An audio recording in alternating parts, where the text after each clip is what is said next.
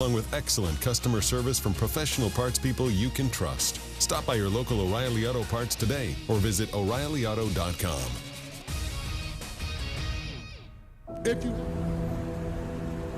In the heart of Beer City, USA, two men, one journey to create a sports show unlike any other.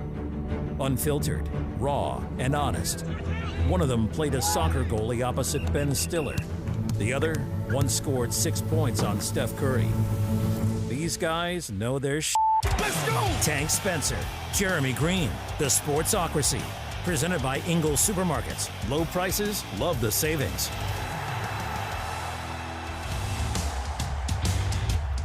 And welcome into the Sportsocracy here on ESPN Asheville, 92.9 FM, 880 AM, and 1400. The Sportsocracy heard everywhere around the world on the iHeartRadio app, and we are seen everywhere on YouTube. Go to thesportsocracy.com, click the live video link. Don't forget to subscribe to the channel so you can join us in the chat. It is a Friday afternoon.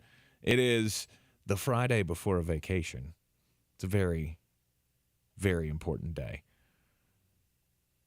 And we've got the NBA draft to talk about as well. Because, I mean, who's just not just gobsmacked at all of the things that took place last night? I mean, I'm really disturbed by the fact that I watched every pick. Why did you do that? Well, because I'm a glutton for punishment, and I wanted to see Jalen Slauson get drafted because I love being right. And I was. That you do. Congratulations to Jalen Slauson being drafted into the NFL draft or the NBA draft. I'm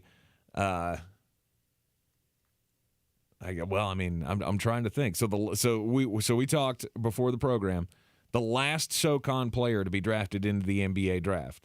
Did we confirm? Was it Andrew Goodluck?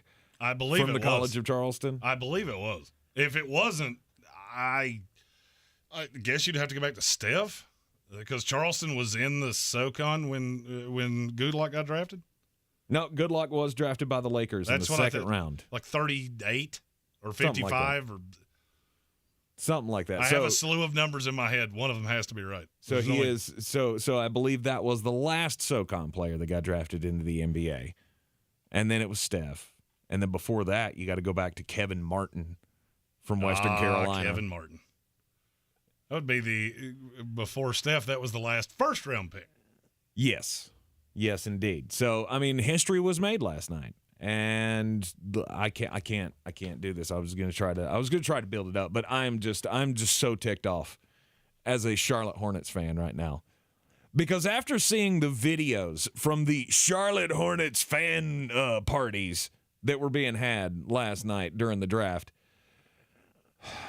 at this point, I just hope the new owners just pick this team up and move it somewhere else. This coming from a man who's actively wearing a Charlotte Hornets shirt, by the way. The stupidest fan base in the history of fan bases. I'm sorry. If you think Scoot Henderson was going to be a better solution to play alongside a LaMelo Ball with the Charlotte Hornets, I don't know what to tell you. Well, but he's got such a higher ceiling. Does he? I mean, all I know about him is that he can't shoot. I thought Brandon Miller was a better solution. He's certainly a better solution next to LaMelo Ball. And the thing that I don't understand is, okay, so Scoot Henderson played in the G League for 2 years, and he could score points there. But then look at all the comps that people put on him. None of those guys won anything. Mm-hmm. You know why? Because point guards that can't shoot are historically – you put up numbers. Mm-hmm. Russell Westbrook put up numbers. Mm-hmm. More triple-doubles than any point guard in the history of the NBA. How much did he win? Exactly. How many teammates do you ever make better? Exactly. Oh, okay. Yeah, in Charlotte, you need that guy. You have that guy. It's LaMelo Ball. Mm-hmm. Now, I was adamant of if you can go get Zion Williamson, you go get Zion Williamson. That does not appear that it was as much of a thing as I was led to believe. I'm so glad. So glad. You know that thing that you said about Charlotte Hornet fans? There are times that you say things like that, and I'm like, yeah, and you're one of them. Yeah, you should feel that way because you're one of them. But it's fine. You got a very good shooter in what was a very anticlimactic night. Mm-hmm. Oh, Brandon Miller goes 2, Scoot Henderson to 3, and then everything just basically goes how we told you it would. Of the 30 players that went in the first round, we had 27 of them in our. Did we really? Yes. Nice. Because Jake went Marcus Sasser, and I went, I think nobody'd be stupid enough to take him in the first round. And then somebody did. I thought I was being a little spicy taking Jaime Jaquez in the. And then he went in the top 20. Yeah. Evan Doyle in the YouTube chat asked, why is everyone salty about Brandon Miller? I don't know. If you want me to be 100% honest, I don't know. Because nobody has brought up the one reason that I thought you would be salty about that. Are you talking about the thing at Alabama? Yes. That's been the number one thing I've seen on social media from Hornets fans today. I haven't heard one person say it. Absolutely. I can't believe that you would take a murderer at number 2 over Scoot Henderson, who could be the next Russell Westbrook. I do think, I guess that's social media protecting me from stupid people. Because Absolutely. if I heard anybody say that, I'm going to hurt your feelings. I've seen that quick way too often. Okay, so you're going to be critical over, first off, 2 guys that you've barely seen play, first off. I mean, Scoot Henderson, barely any of us have seen him play. Brandon Miller, you at least saw play with Alabama this past year, and you saw a good product on the floor from him when he was available. Very good shooter in a very good conference in college basketball. He had the little, it was a close brush with the law. That he was completely never exonerated. charged. Yeah. He was never charged with anything. And has been said he never will be. No. So let it go. Exactly. Get past it. Okay, so the guy brought a gun to a teammate who then turned around and shot somebody with it, unbeknownst to the guy who brought the gun. Look, it was a stupid thing to do in the first place. But you can't then turn around and say, oh, my God, this guy's just out here shooting people. Well, that's not what happened. Well, because we're at a point of why do we have a judicial system if it doesn't matter? Also, he's exonerated. Cool. That doesn't seem to mean anything to anybody. Great. I don't get it. It irritates me. I don't understand it, but then, of course, in true Charlotte Hornets fashion, Mitch Kupchak has the chance to come to the podium and make everybody feel nice and warm and cozy about our selection of Brandon Miller. Did he come out and say this guy's a hell of a shooter and he's going to be able to help us out with our spacing on the floor and he's going to add a little bit on the defensive end as well, or any of the things that you would say about a prospect in the NBA draft? No, he went to the podium and he went, well, he answered all the questions that we had answers for. And yes, the press conference was just that. I mean, this is almost verbatim what he said. And if you think about it, I mean, Brandon is a freshman, which means he's younger. I mean, actually, I don't even want to go down that road. I don't think I'll go younger. I'll just stop talking. And that was it. That was his explanation for how did you choose Brandon Miller over Scoot Henderson. And everybody watching that went, please, dear God, fire Mitch Kupchak in about 2.2 seconds. Because this guy doesn't even know where he is. I mean, he might as well be the president of the United States of America. End of message for people. I'm just so sick and tired of this whole circus. And then you have all of these mouth breather Charlotte Hornets fans who are just openly booing a television screen, and first off in the in the actual arena, and then at a bar close by. Videos were posted online of everybody just losing their minds, including one guy who puts Jeremy's Jets fandom to shame. He was cussing up a storm. I mean, he was real livid. angry. He was on all kinds of drugs. He probably had a banger on Scoot Henderson to go too. Maybe so. I mean, old Rastafari guy, he lost his mind. I did really. I just don't get it. I did enjoy Mitch Kupchak. I actually have the soundbite. What am I doing here? Yeah. Yep. Thanks, That's Mitch. exactly what he did. That's good. It's good times. Make us feel better about this potential franchise shift. Sure, nope. I suffered the pressure. Bingo.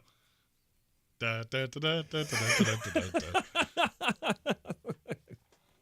da. I don't get it. And you wonder why nobody wants to come play here. You wonder why they have such a hard time with, I don't know, keeping fans in the building. Because the normal fans go and they see these jamokes out here just, oh my God. I just can't stand it. I cannot stand it. Well, I mean, and here's the thing. If you were really big into Scoot Henderson, I have to question the kid's intelligence. Did you see his $1 million man suit last night that was diamond encrusted? Do you understand he had to fly from the draft to do a press conference in Portland? You been to Portland lately? I don't like it. I hope he took that off and put on a Blazers shirt. That thing would be getting mugged on the sidewalk. That thing would be the roof on a homeless encampment before the end of the day. Yikes! And of course, once again, the fashion statements made at the draft. Just Grady Dick, winner, no doubt. Oh God, no doubt, stop winner. That. 100%. He's not in Kansas anymore, and he was wearing Dorothy's slippers. Terrible. Oh, so good. Absolutely terrible. You know what I don't like? And this has become a more common fashion trend, and I really hope this doesn't pick up with people that aren't in that good of shape. I'm going to wear a suit jacket with just straight bazoom hanging out with no shirt. Oh, don't yeah. do that. That is a good look for about 7 people on the planet. I mean, for NBA players, obviously, it works. No, I'm going to go no. Really? I'm going to go. There were a couple of them that I went, what? Getting fashion advice from R. Kelly is a dangerous precedent. That's the only person I've ever seen do that before. I think Seal did it one time, too. Seal can pull that off. Average NBA player, not so much. Throw on a shirt. Regular, just basic shirt. It's fine. You're talking about Kobe Buffkin. He wasn't the only one. He wasn't the only one that had the no shirt look. There were a few of them. I just want to know how you go into your dressing room or you're in your hotel room and you're like, all right, I'm going to the draft. Got to put my pants on. Shoes are good. Get my jewelry. Jewelry's awesome. All right, so now what is the shirt accessory here? Don't really want to go button up. Not going to go mock turtle. Don't even want to go T-shirt. Let's just go full meat sandwich. Let's go. What meat sandwich. I'm here to party. Just how does everybody feel about me right now? Full meat sandwich. You know what? I think I'm going to start doing that. I'm going to start coming to do the show with just a blazer and maybe just one little bazoom hanging up. Boom. There I am. What's up? NBA players can do it, which means I can too. That's another one of those things that as the years go by, I find myself just Mr. Old Man sitting in the corner going, what are these kids doing? It doesn't make any sense. The other thing I can't figure out from last night, why did every NBA parent struggle with a microphone? So if you watched the draft last night, they had this little seating area. And I can't remember the woman's name that was doing the interviews. I think Melissa McNutt or something like that. Monica McNutt. Yeah. So she's doing the interviews of the parents. So they got the prospect and then both their parents. Prospect has a microphone to himself. Of course he should because he's the one just got drafted. They hand a microphone to the parents and every single one of them could not understand this is how you talk into a microphone. If you do it from over here, nobody can hear you. They had to say that to like 14 of the 18 parents of first-round picks last night. Hey, we didn't hand you that for it to be an adornment on the screen. It's a mic. You talk into it, and we can hear you. I also love, and I can't remember which prospect it was. They asked, how is your son going to impact the community in whatever city he was getting? His exact verbatim answer. Hell, I don't know. Good answer. Yeah. Let's Family Feud style. Let's go. That's number one on the Sure. board. I don't know. He's going to make jumpers. A lot of jumpers. Beyond that, I'm not real sure. He's going to do stuff. That's all I know. He's going to go play basketball, and you're going to pay for tickets, and that's going to stimulate the local economy. True international under pressure. Boom. NBA draft 2023. Nice. These guys are doing stuff. Was there anything that surprised you? It surprised above me. all else? It surprised me how bad the analysis could be at times. And then in the last 20 picks, there were more people in this studio than there were in the Barclays Center, and they kept showing like panoramic glimpses of it, and I could not stop laughing. So, like, pick 40 happens. You've literally already watched the mass exodus from the Barclays Center. Mm-hmm. Now you got Mark Tatum, and they're gonna seriously, like, oh, we're still doing it. You can actually audibly hear the hecklers on Mark Tatum. You can hear what they're saying. And they keep panning around, and it looks like an empty warehouse that they're filming this in. It's like, just go commercial. You know what? We'll go to commercial. We'll come back. We'll tell the names of the 2 picks that just happened. Then we'll go back to commercial, and we'll do that for the next 20 picks because this has gone on for 4.5 hours. Right. And at this point, who cares? Right? Is there a Nikola Jokic going to be in this draft? Maybe. But we don't care to see him talk to anyone. Honestly. And I'm very angry that the Orlando Magic killed my dream and didn't draft Grady Dick. If you know, you know. Mm-hmm. Sad moment. R.I.P. trending shirt 2023. So he was the winner last night fashion-wise, in your opinion? No doubt. When you just go, all right, I went to Kansas. What am I going to wear? Dorothy slipper. I mean, short of having Toto play your entrance music, nothing better. Toto. No doubt. Now, that would have been Toto. If he had Toto playing his way up to the stage, my new favorite NBA player of all time. Why would it not be Kansas? Why would it be Toto? Because I don't want to hear dust in the wind as he's coming up. Better than anything Toto ever did. Factually inaccurate. That's not even kind of true. Name a Toto song. End of message, repeat the line. I'm going to think of one. Or I'm going to Google it in the break. I was going to say, I bet you don't. And we're going to come back with that song. That's how I feel like this is going to go. You can't give me one. Give me a handful of minutes. And He's like, let me Google it first. Africa, by the way. Africa, that's the one. That's the most popular. No doubt. That's a great song, by the way. Hold the Line was another one that they did that had a little bit of success. Hold on loosely? Is that the same thing? No. This is Hold the Line was the name of the song. Anyhow. Rosanna, also a great song. Oh, sing that one for me. Rosanna. Oh, he did know it. Now, could Jeremy say another word of it? I don't know if it's about Rosanna Dana from Saturday Night Live or about Roseanne Barr. You can tell me any of them. Entirely possible. I'm pretty sure it wasn't about Roseanne Barr. Last night's NBA draft, it gave us talking points for the Charlotte Hornets. Obviously, Brandon Miller over Scoot Henderson. Will this be another example of the Hornets just completely punting on a first-round draft pick? No. Brandon Miller's going to be fine. I don't know that he's going to be the perennial all-star, but the gnashing of teeth because you didn't draft a guy that eviscerated the G League. Oh, who's the most successful player that ever did that? Jalen Greene? Is that really floating your boat? For that Houston team that just won 17 games? Oh, yeah. Let's do that. You know what I want? I want a player that couldn't defend my laptop and just goes full team gets mine at all impasses when I already have a pass first point guard. Yeah, that makes all the sense in the world. By the way, isn't Chris Middleton, isn't he the greatest G League player of all time? He played in the G League. He didn't play for G League Ignite. He played at Texas A&M. I'm talking about guys that didn't go to college. They just went, you know what I want to do? I want to make $400 a week to go play for a G League Ignite team. Yeah, that list of all-stars, I'm not sure, would beat the iHeartRadio all-stars. Well, they've only been doing it for a couple of years. You don't know. And they've all gone to the league and not been able to defend a desk lamp. So, I really want to do that a lot. Who did themselves the biggest favors last night? Sacramento Kings drafting Jalen Slauson. Let's go. Oh, that was it? Let's go. Jalen Slauson and Olivier Maxence Prosper. You know who did themselves the biggest favor?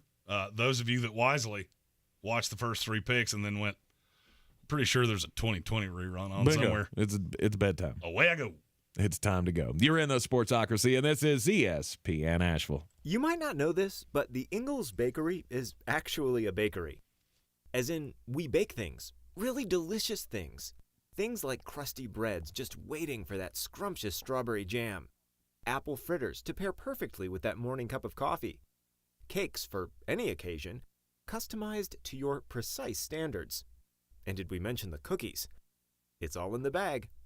Ingles, low prices, love the savings. Real estate isn't about properties, it's about people. I'm Clarissa Hyatt-Zack with eXp Realty, your native realtor serving all of Western North Carolina. I will work hard for you, and I believe in doing the right thing every time. I market each of my listings to reach out-of-town buyers. I use a professional photographer and drone video on every single listing, as well as collaborate with agents across the country to find your buyer. Check me out online at clarissasellswnc.com or give me a call at 828-774-6343. It would be my pleasure to assist you through the real estate process. Rogue Combat Club, Asheville's home for comprehensive martial arts training, has a goal for our community, one that's stronger, more fit, and unwavers in its support of one another. Rogue Combat Club's instructors have competed at the highest levels and offer classes for everyone from young children to adults in Brazilian Jiu-Jitsu, Muay Thai, and wrestling. Rogue Combat Club classes can help you boost your self-confidence and self-defense skills while weeding out the egos and intimidation found at other gyms. Join today at roguecombatclub.com. Are you hungry for the inside scoop of women's soccer? I'm Sam Mewis. And I'm Lynn Williams. And we're professional soccer players, best friends, and the hosts of Snacks, the only women's soccer podcast hosted by active players that gets into the most recent news, gossip, and fun of the NWSL, the women's national team, and the delightful, delicious world of snacks. It's a weekly show that features great guests from the world of women's soccer, recaps and previews of the biggest matches, and the two of us hanging out with you. You can listen to Snacks on the iHeartRadio app or wherever you get your podcasts. If you're hiring, it can feel like trying to find a needle in a haystack. You can hope the right person comes along, or you can just use ZipRecruiter. Like Marco, president of operations at Telly Tires and Auto Centers. ZipRecruiter helps me find all the right people, even the most difficult jobs to fill. See why 4 out of 5 employers who post a job on ZipRecruiter get a quality candidate within the first day. Now try ZipRecruiter free at ZipRecruiter.com/free. ZipRecruiter.com/FREE. I'm Martin Hoke, the inventor of Navage Nasal Care, and I love Navage. I've told you about how your nose is the body's air filter, that Navage's powered suction will help flush out allergens, viruses, mucus, and germs, and that Navage will help you breathe better. But what do other people say about Navage? Like Ricardo, quote, "This is one of the greatest inventions ever. I know this may sound like I'm exaggerating, but this sucker is amazing. The first time I did it, I couldn't believe what came out of my sinuses. I could breathe with ease. My wife just bought one too. Thank you for this product," unquote. He's one of over 100,000 online reviews praising Navage, the all-natural solution trusted by over 3 million people to help you breathe better, sleep deeper, snore less, and stay healthier without drugs. Navage is available at Walmart, CVS, Walgreens, Target, Rite Aid, and online. Navage, N-A-V-A-G-E, clean nose, healthy life. The Sportsocracy. It's just dumber than a bag of hammers. We are back in the Ingles Studio on ESPN Asheville, and the NBA draft last night. It had, its usual fanfare for the first pick. I mean, Victor Wembanyama, although intern Jake says he was very upset that they let the clock run way too long on that. It was going way too long. I mean, they always do because it's a television show, and they want to keep you hanging on. And then Victor Webb, you know what tells me everything you need to know about the popularity of the NBA? Victor Wembanyama's sister trended longer than he did. True story. She hot? I mean, I have to ask. I mean, that's the only reason she would. Otherwise, it was like, what? Did she get like mustard on her face and did the interview with mustard sitting there? Like, she was just fine. Okay, all right, there you go. I just don't understand how.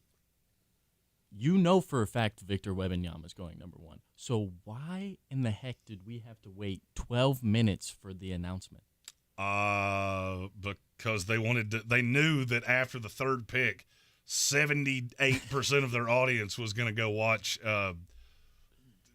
reruns of the X-Files, and nobody would care.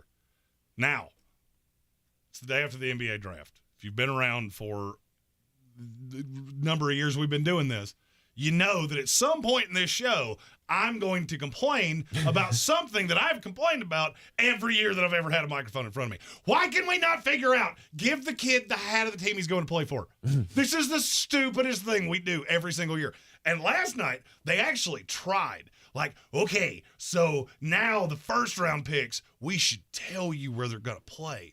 But we're going to wait until the second round when you're already drunk from the Jay Billis drinking game, and you'll forget. Because the league year doesn't start for another 2 weeks, so we can't officially announce trades. That's the stupidest thing on the planet! I watched Bilal Koulibaly, whose name I really struggle to pronounce. L's with a vowel in between. It's just hard to say. All night last night, wearing a Pacers hat. Oh, I'm really excited to be going to the Pacers. But you're not! You're going to the Wizards. And so now, the fact that this kid could be working at the Home Depot 3 years from now, draft night might be the greatest thing he ever had. And now he has a slew of pictures of him wearing a Pacers hat. Like, hey, look, that's who drafted me. How many games did you play for him? None. It's, how can you not figure that out? Is Adam Silver getting weirder looking by the day? 100%. 100%. He looks like a bug mixed with an alien, and it's coming to infiltrate the planet. And it's doing it by lulling us to sleep, announcing NBA draft picks. Well, I mean, if you didn't see this coming, I don't know what to do for you. I mean, as a non-attractive man myself, I can see other non-attractive men and go, you are going to age horribly. Sorry, I was looking for the belt. I think that's the most truthful thing Doug's ever said and on the show. It's the only possible solution here. Adam Silver was never going to look better than he did when he took over for Stern. Tank, could you do me a favor? You know, we're simulcast on YouTube, so I feel like the visual is that. Could you take your hat off for a second? Could you possibly do us a favor and take that? Okay, that look didn't help anything. The come hither look to the camera, my skin just crawled. I didn't need that. I'm noticing that if we, like, you know when you put a picture in Photoshop and you stretch it? Yeah. So, and it doesn't keep its dimensions? If you stretched Tank vertically and then maybe made him a little narrower, he would look like a long-lost member of Adam Silver's family. You know, we didn't say this off the jump because I forgot. But today is a day just filled with conspiracies. Oh. Here we go. It's my favorite thing on the planet. It's a good conspiracy theory. Adam, buddy, you got to embrace the hat game, okay? Look, I don't care if you're wearing a bowler hat. I don't care if you're looking like a 1950s movie evil genius. Wear something on that dome. I have a better idea. Grady Dick, give Adam Silver your jacket. We'll get him a big fluffy white cat that he can just pet next year as he announces the draft picks, and then he'll look like a Bond villain. No, he would. Maybe we'll get him a monocle. Adam Silver with that Grady Dick jacket, a white cat, and a monocle. You tell me that that's not somebody trying to kill Superman. 100%. Let's go. See, I just fixed all of Adam Silver's problems. He trended on Twitter last night because he looks like an alien bug. I just solved it for you. Steer into your inner villain. And while you're at it, fix it to where the draft picks can wear the right hat. Oh, it makes me so. How hard is it to go, okay, NBA draft day, that's the new beginning of the league year. Boom. Well, we don't actually know how much money we made. Who cares? Round off. You couldn't be missing it by that much unless your accountant is the same guy from Breaking Bad. How about this? Or Ozark. How about count faster? Okay? Yeah, maybe hey, call HWA. She'll count it for you for the low fee of just $999,000. And then we can have the league year start, and we don't have to have these hypothetical proposed trade. It's so stupid. It got so confusing last night that I couldn't figure out who was going where. I needed like a baseball call sheet of, it was a single. That's a T900. Or no, it's a calculator. No, T9. T9 was a texting it, but the TI-83, that was a calculator. Yep. I don't know. I don't know how to score it, but I don't know where everybody's going. Just make it simple. With the 7th pick in the NBA draft, the Indiana Pacers have traded this pick to the Washington Wizards, and they take Bilal Koulibaly. However you say his name. Done. Stop at the proposed trade. Can you imagine if the NFL did that? I couldn't even watch Like the Houston Texans trade at 3, and it's, in a proposed trade, Will Anderson goes to the Houston Texans, and he's up on the stage holding the Cardinals jersey, looking like Eli Manning, going, I just want to go home. I don't want to do this anymore. Blink twice if you're being held against your will. It's one of those stupid things that drives me absolutely nuts. It's that, the fact that people still haven't gotten on board that birds aren't real. Tanks scissor merge or whatever that stupid thing is. Zipper merge. Yeah, it's just I'm a jerk and I'm going to drive in front of everybody, but it's actually better. No, it's not. It is for you because you're a jerk and everybody else had to wait an extra car because you couldn't do what the sign told you to do. Didn't have to. I actually did what the sign told me to do. It told me where the merge point was, and I went to it. That's how that works. It's I don't not even know ours. what you're talking about. So oh God, here we go. The scissor merge. You know when beautiful. You know when you're going down the highway, Yes. and you see left lane closed ahead, which that tells you what you should get over To the right lane. and not be a pompous and pull in front of everybody because I merged at the merge point. Tank is one of those people. Tank is one of those people that I will wreck my car to keep you from getting in front of me. And if I don't keep you from getting in front of me, I might follow you to your house and poop in your driveway. And hence why we have problems with the zipper merge, because there's people like Jeremy out there who don't understand how traffic's supposed to work. Yes, I'm the problem. 100% Not you are. that can't follow the flow of traffic if they got here first. But because I was in the left lane, that means I should be allowed to just skip the line. Stop that. That's not what the flow of traffic is at all. The flow of traffic would be going.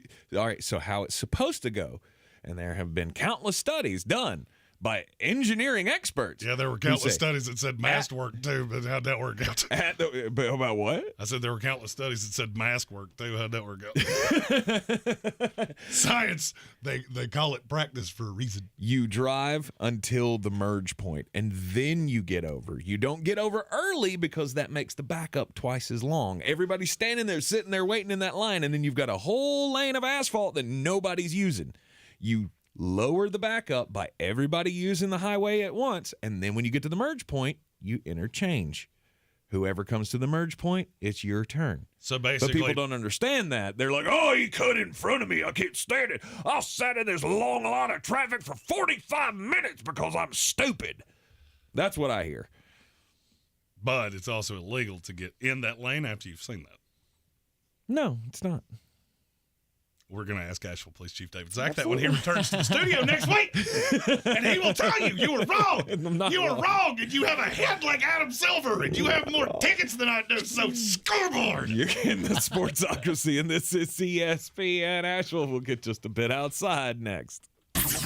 This is your Exergen Temporal Scanner weather forecast on ESPN Asheville.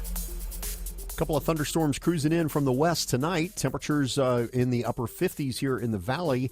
Less of a storm chance for the weekend with a little bit of a drop to the humidity this weekend, and temps in the upper 70s for Saturday and mid-80s on Sunday. Scattered thunderstorms possible Monday and a high of 85 degrees, and we'll stay in the mid-80s for much of next week. I'm meteorologist Scott Lauriamore. That's the latest Weather Channel forecast. This report is sponsored by Verizon. Ready to take control of your phone plan? Well, then you better take that next turn to a Verizon store. Because my plan from Verizon is the kind of control we all deserve. Get exactly what you want. Only pay for what you need. Get my plan at your Verizon store today. The year is almost half over, and you are still dealing with that knee or hip pain. Enough is enough. Pills are not the answer. Surgery is not the answer. You need to call QC Kinetics today. The advanced regenerative medicine solutions at QC Kinetics can give you a life without chronic joint pain. You can do all those summer activities you used to enjoy. QC Kinetics is the nation's leader in taking healing properties from your own body and applying them right into your achy joints. joint so your joint tissue can be repaired and restored naturally. This treatment is truly revolutionary. Patients across America are having life-changing results, and there's no drugs, no surgery, and no downtime. If you have pain in your knees, back, shoulders, hips, you need to stop what you are doing and call QC Kinetics now for a free consultation. Learn how the latest advances in regenerative medicine can give you your life back. Call 828-333-9517 in Asheville and in Greenville. That's 828-333-9517. For more information about contests on the station, log on to espnavl.com. If cleanliness is next to godliness, look around the car right now. Is that very godly? Look, life comes at you fast, but so does WBNC Auto Detailing. They have the tools to make your interior look like it's coming off the showroom floor. You don't believe me? Check them out on Instagram. All that filth and years of stains disappear. WBNC Auto Detailing does full interior and exterior details with paint correction, and they do wax and ceramic coatings. Call WBNC Auto Detailing at 455-3700. Premium care with a Southern hospitality touch. Rogue Combat Club, Asheville's home for comprehensive martial arts training, has a goal for our community, one that's stronger, more fit, and unwavers in its support of one another. Rogue Combat Club's instructors have competed at the highest levels and offer classes for everyone from young children to adults in Brazilian Jiu-Jitsu, Muay Thai, and wrestling. Rogue Combat Club classes can help you boost your self-confidence and self-defense skills while weeding out the egos and intimidation found at other gyms. Join today at roguecombatclub.com. Tired of getting dinged by monthly fees on your checking account? You need Simple Checking from Home Trust Bank. With Simple Checking, you get all the essential checking services for free, including 100% online access and a free Visa debit card. It's everything you need from a checking account, but no hoops, no surprises, no monthly fees. Stop by today or call 800-627-1632. Simple Checking at Home Trust. Ready for what's next. Member FDIC, Equal Housing Lender. Boy, you must be outside your mind. The Sportsocracy. Just a bit outside. He tried the corner and missed. We are back in the Sportsocracy here on ESPN Asheville, and it's time to get just a bit outside where, Travis Kelce, he's got a chance. He's got a chance to do something that nobody has ever done before. So he won the Super Bowl, but nobody's ever won a Super Bowl and won an Emmy in the same year. Well, I mean, who are the contenders for that? I have no idea.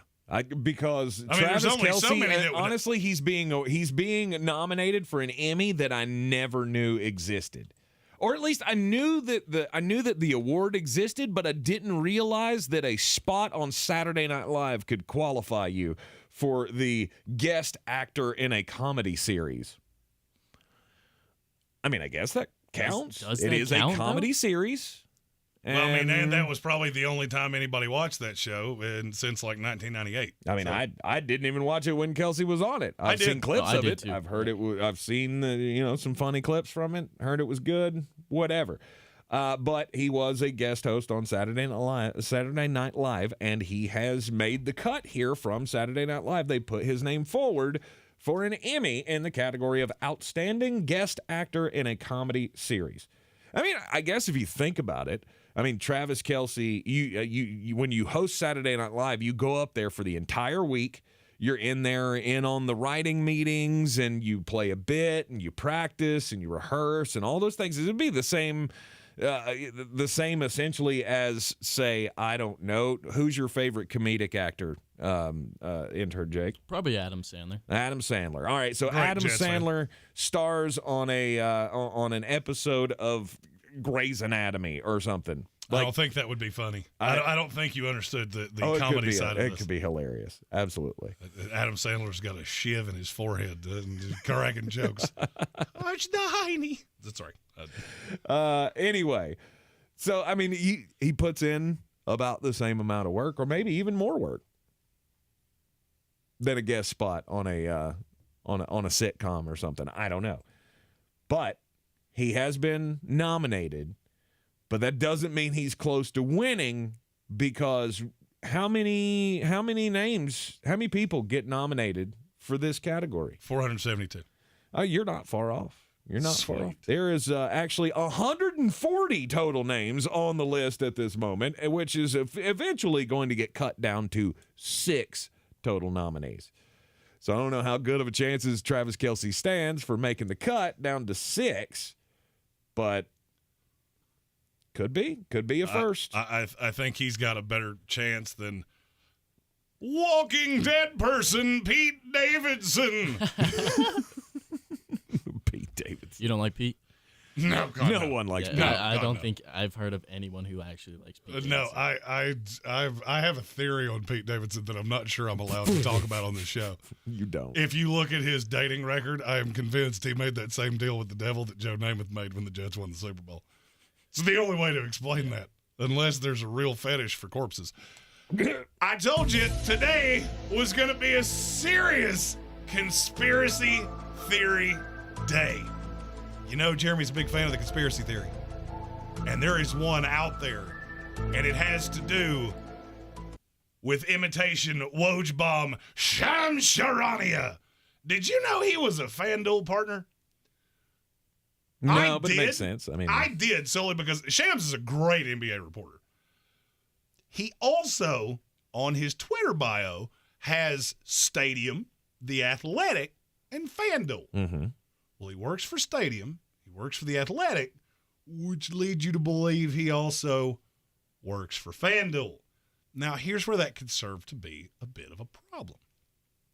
We have futures in the NBA draft, which is something that Shams covers.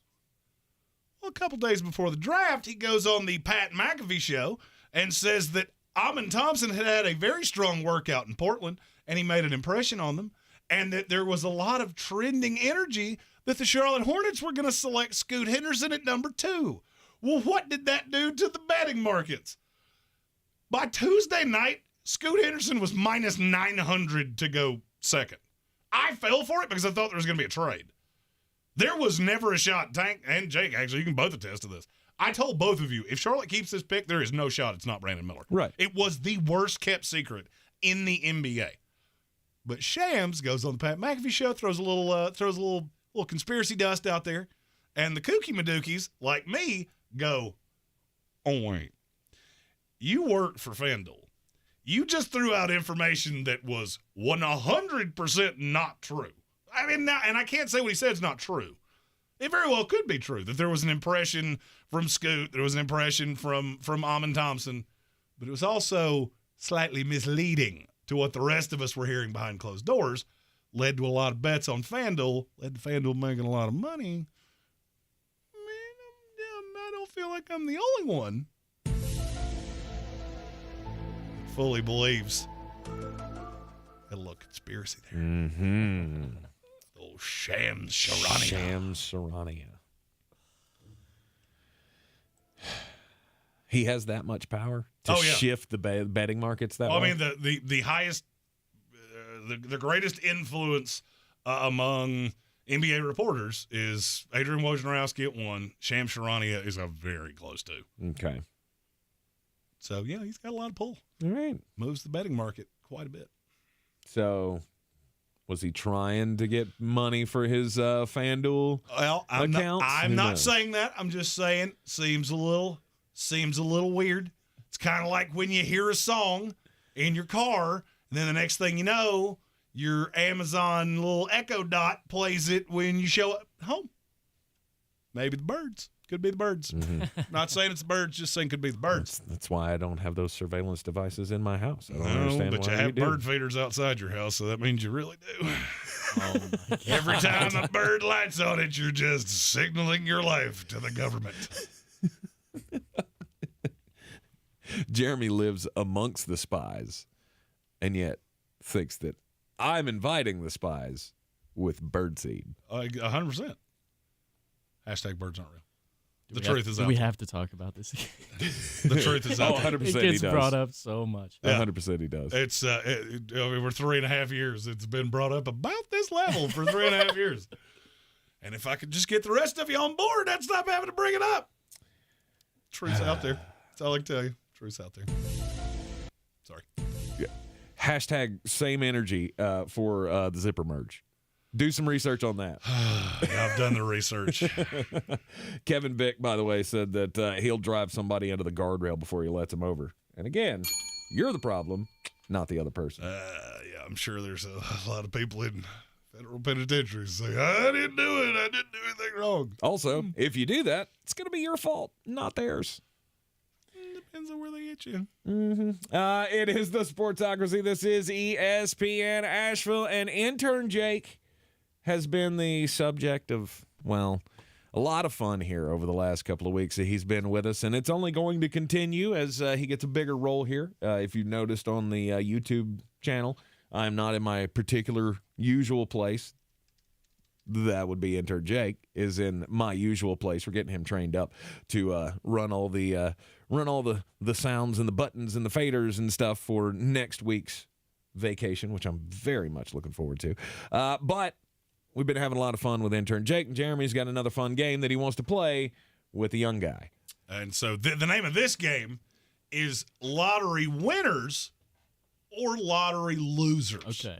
So what I did is I went back to the NBA draft lotteries of Tank and I's younger generation.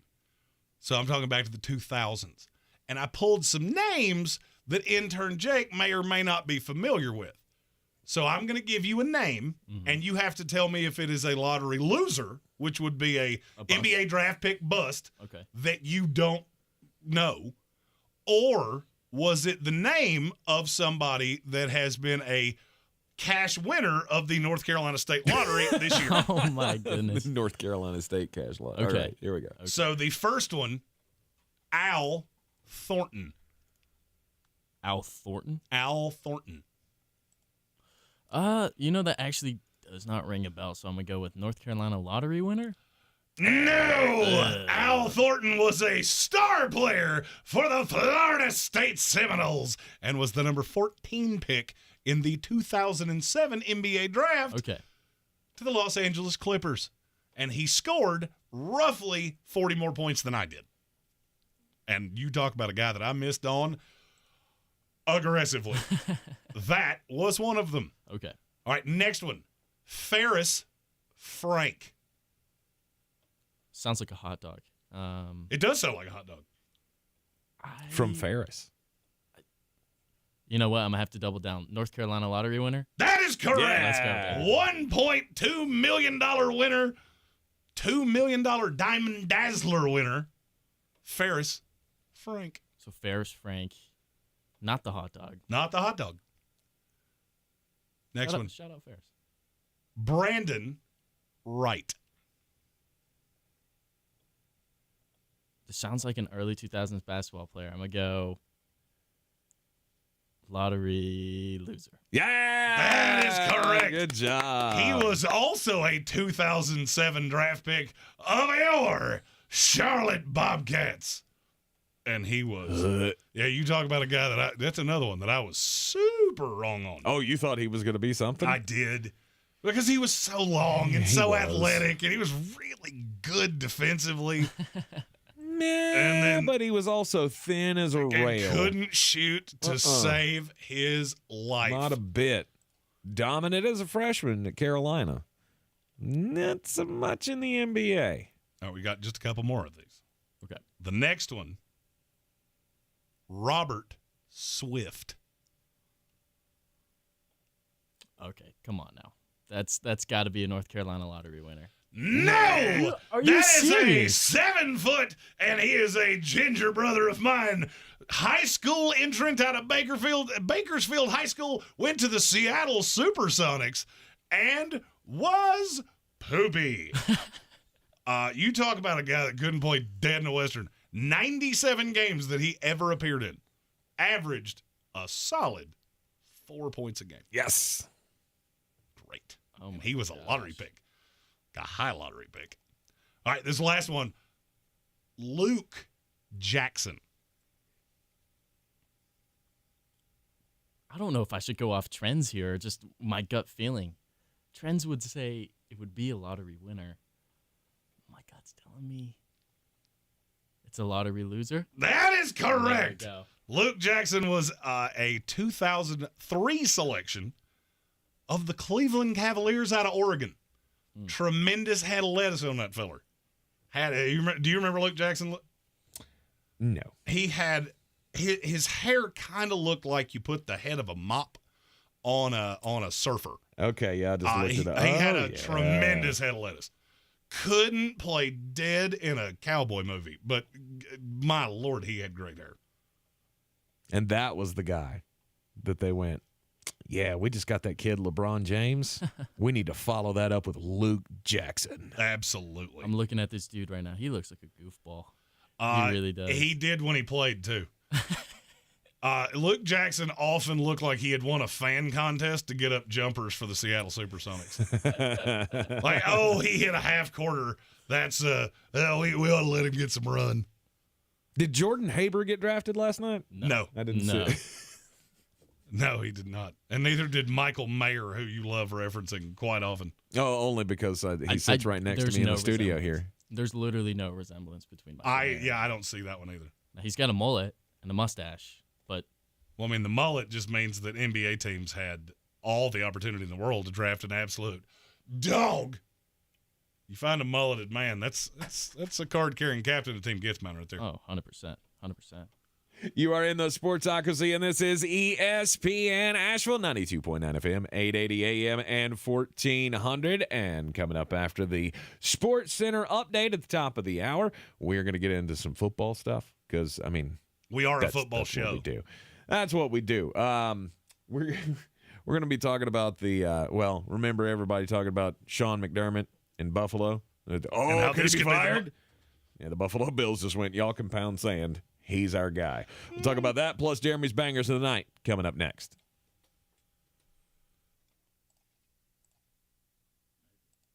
I believe real estate isn't about properties. It's about people. I'm Clarissa Hyatt-Zach with eXp Realty, serving all of Western North Carolina. Navigating the home buying and selling journey can feel overwhelming at times, and that's why having an agent who cares about you and your needs is key. I'm a native of Western North Carolina, and I close over a home a week. I'm an expert in the market, pricing my sellers correctly to net you the most money, and working as a skilled negotiator for my buyers. Please give me a call today at 828-774-6343 to set up a complimentary market analysis. Since man created roads, they've been looking for ways to get off-road and vehicles to take them there. That's where Outlaw Off-Road comes in. A premier off-road center for Jeeps, trucks, and SUVs with a complete lineup of off-road and overland services, including maintenance and repair to make your vehicle all that it can be. Check out their location right here in Western North Carolina at 85 Avery Creek Road. Call them today at 828-974-8480 or visit them on the web at theoutlawoffroad.com.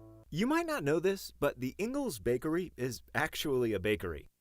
As in, we bake things. Really delicious things. Things like crusty breads just waiting for that scrumptious strawberry jam. Apple fritters to pair perfectly with that morning cup of coffee. Cakes for any occasion, customized to your precise standards. And did we mention the cookies? It's all in the bag.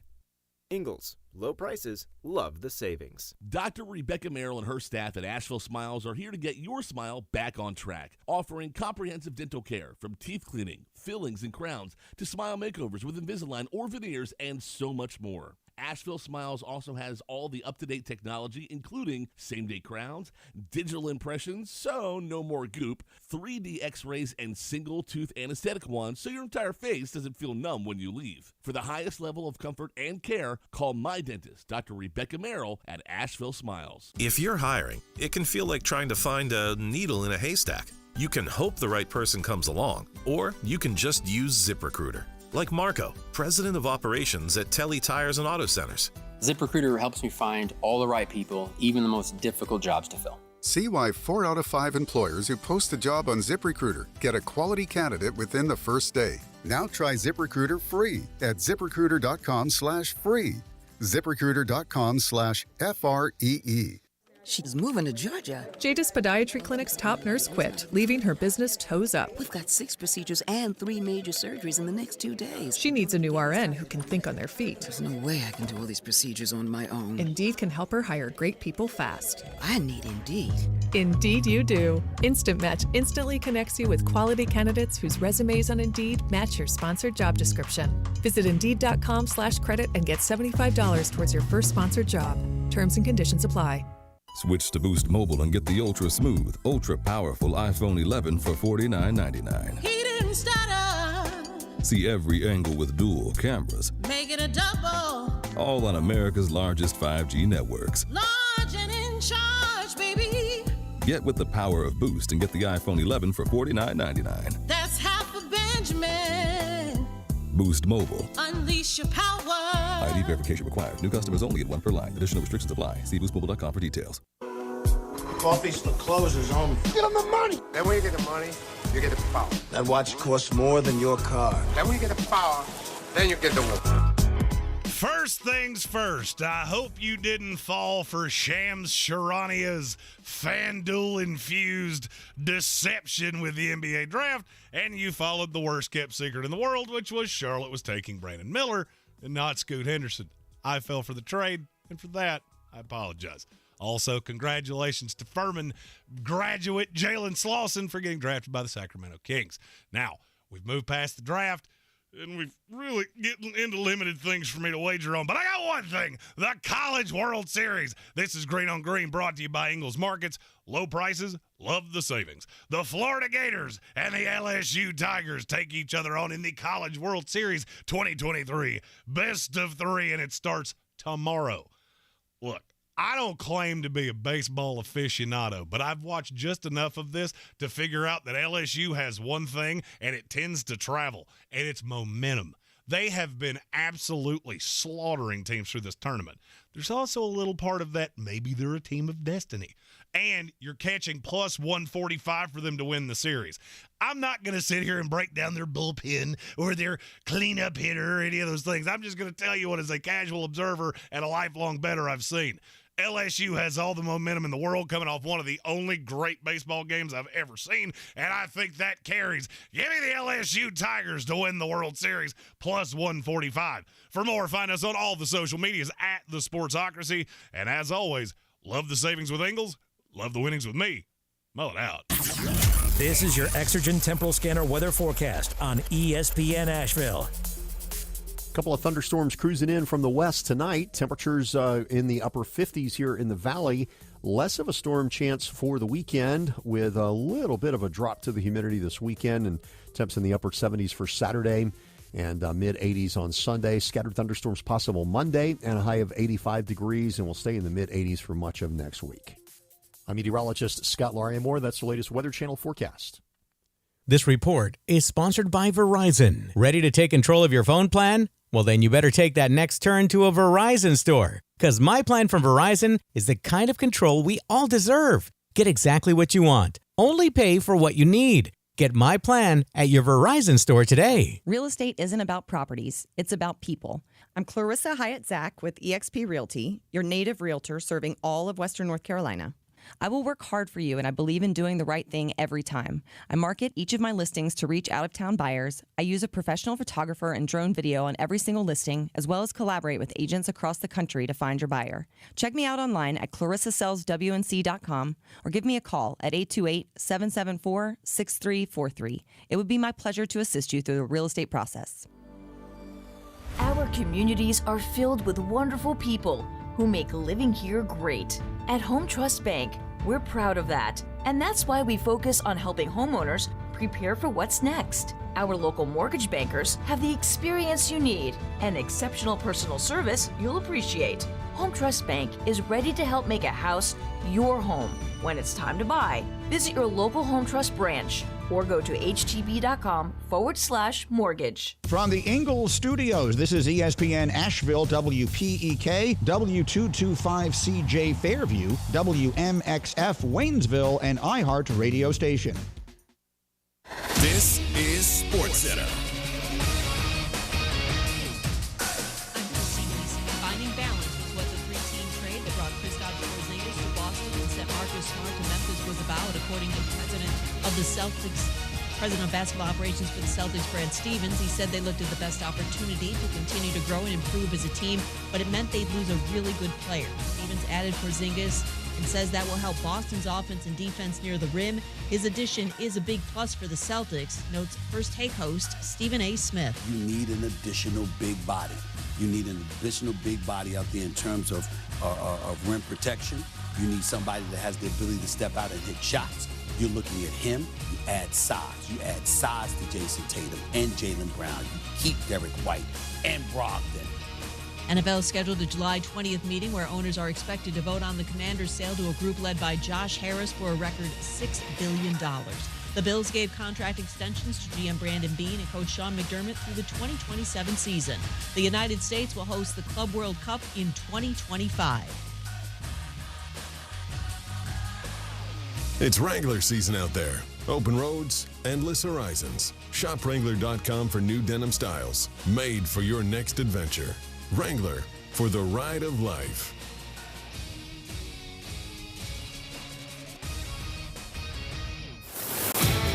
He's a degenerate gambler. You are a smelly pirate hooker. And he's cheaper than oxygen. He's useless. But somehow, they make it work.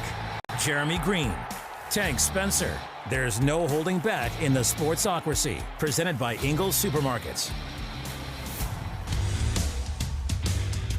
It is the Sportsocracy here on ESPN Asheville, 92.9 FM, 880 AM, and 1400. The Sportsocracy heard everywhere you go. Take us with you on the iHeartRadio app. Go to thesportsocracy.com, click the live video link so you can see us live at the Ingles Studio on YouTube. Once you're through to YouTube, click the subscribe button so you can join us in the chat each and every day. And it's football time. And I love how, fans get all in their feelings about a certain player, coach, front office member, and then the team just goes, yeah, y'all can shut up now. However, is this one of those cases where the team goes, y'all can shut up now, and then a year from now, they'll be going, oh, yeah, you remember that contract extension we gave those guys? Yeah, that's – we're not really going to be doing that. Yeah, let me draw a parallel for you. 4 days ago, new Warriors general manager Mike Dunleavy Jr. said, we anticipate Jordan Poole being a member of the Golden State Warriors for at least the next 4 years. 3 days later, sent to the Washington Wizards. And that's exactly what this is. Sean McDermott and Brandon Beane, so the head coach of the Buffalo Bills and the GM of the Buffalo Bills, have both been given contract extensions through the 2027 season. Now, obviously, we have our concerns. We've talked many times. The Buffalo Bills, what is their problem? Why can they not get over the hump? They haven't been able to get out of the AFC and get to a Super Bowl, despite being the favorite for the past 3 years, or 2 years, I guess. So what's the problem? Is it Josh Allen? Is it the fumbling issues that he has? Is it his inaccuracy? Is it what? Is it the fact that they don't have a running game? Is it the fact that the offensive line blew up at the playoffs last year? I think all of those things have merit in the discussion. But does it all come down to Sean McDermott is just not a head coach, or not a good head coach in this league? Well, you have to ask yourself the question. Let's say things don't go Buffalo's way this year. Mm-hmm. Who's going to be the fall guy? It's not going to be Josh Allen. They're committed to him for 5 years. So you're not going to get him. A team disappoints. One of three people take the fall. It's either the GM, the head coach, or the quarterback.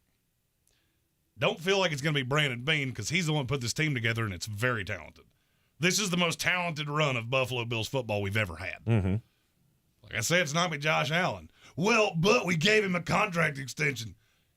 How many times have we seen coaches get this and a year later? Or they get the dreaded vote of confidence. Mm-hmm. All this was, his contract, I believe, ran out after not this upcoming season, but the following. All this was a little clerical work to make sure if things go the right way, we don't have to figure this out next year. Mm-hmm. Because an NFL coach will virtually never go into a final year of a contract without a deal being done. This is being made a much bigger story than it is. Because I got news for you. I'm looking at the Bills' schedule right now. If this team doesn't win 11 games, Sean McDermott is not going to be the head coach of the Buffalo Bills in a year. Not. Because you cannot do this but for so long. And now, I have felt for a long time that he's opened himself up to criticism. I said this with Stephon Diggs. All you have to do is say nothing. It's a beautiful thing. My favorite word in the English language, no.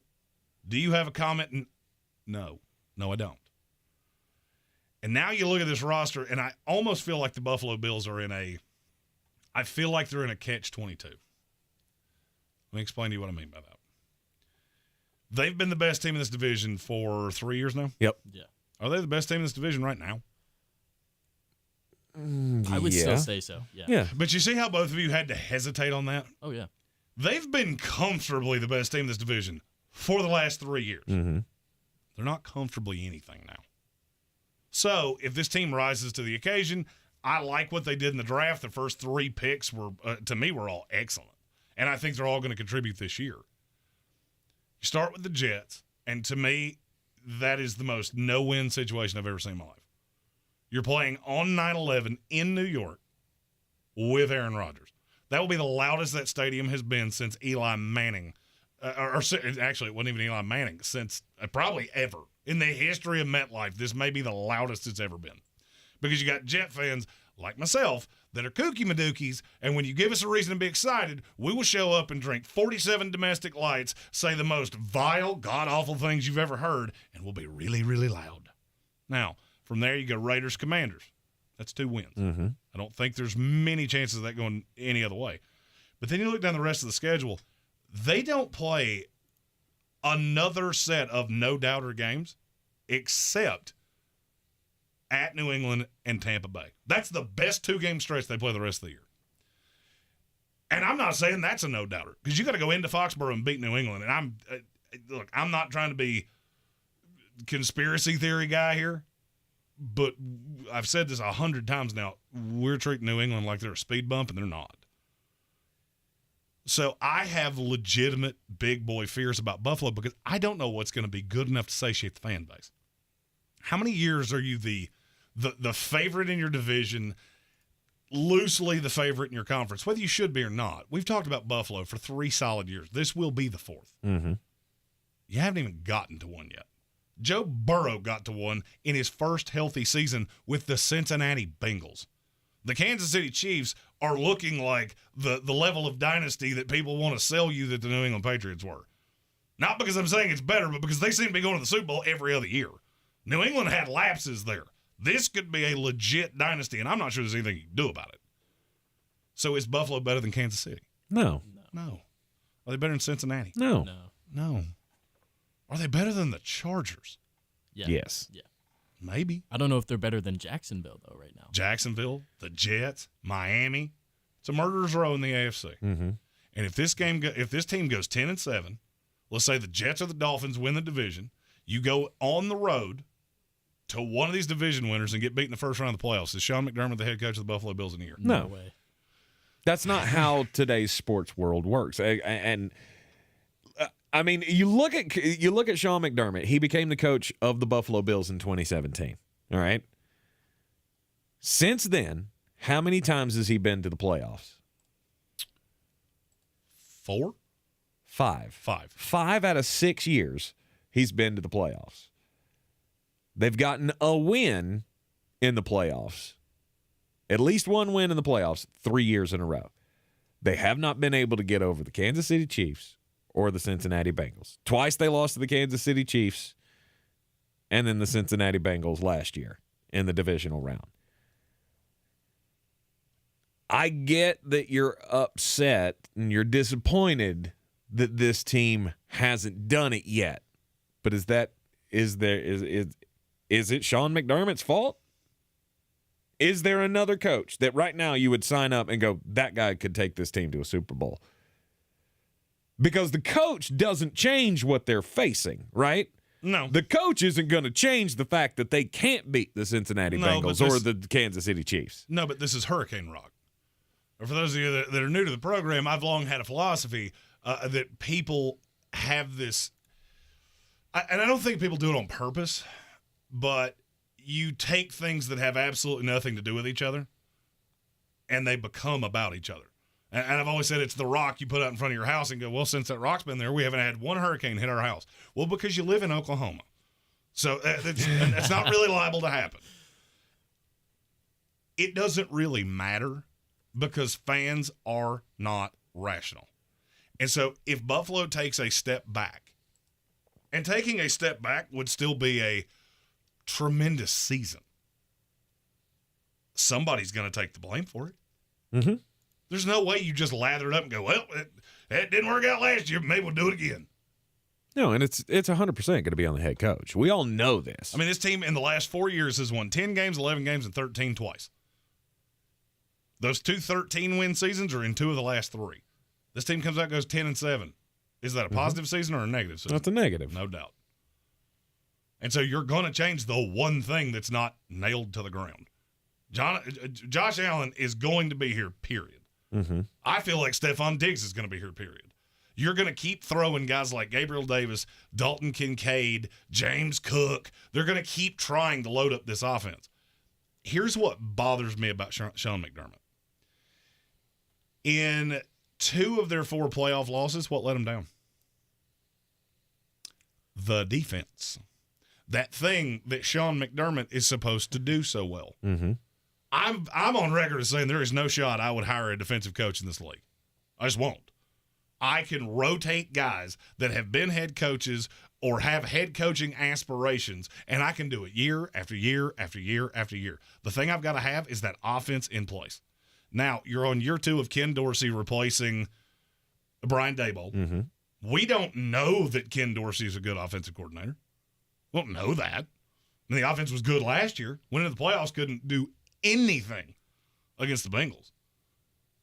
That's not really on Sean McDermott, but that's who's going to get the blame. And so for me, I'm just looking at Buffalo going, you're expecting a different solution, and I could argue this is the worst spot you've been in the last 5. Not because of anything you did. I don't think this team's drastically less than they have been in the past.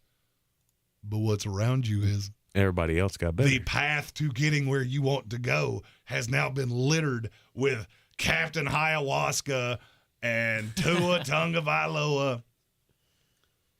There's a lot of impediment here. And I'm at the point of, you've now done this 5 years in a row. You haven't really changed much. And the definition of insanity is doing the same thing over and over again and expecting a different result. Mm-hmm. That's kind of where Buffalo's at. So that's the question for me. When is enough?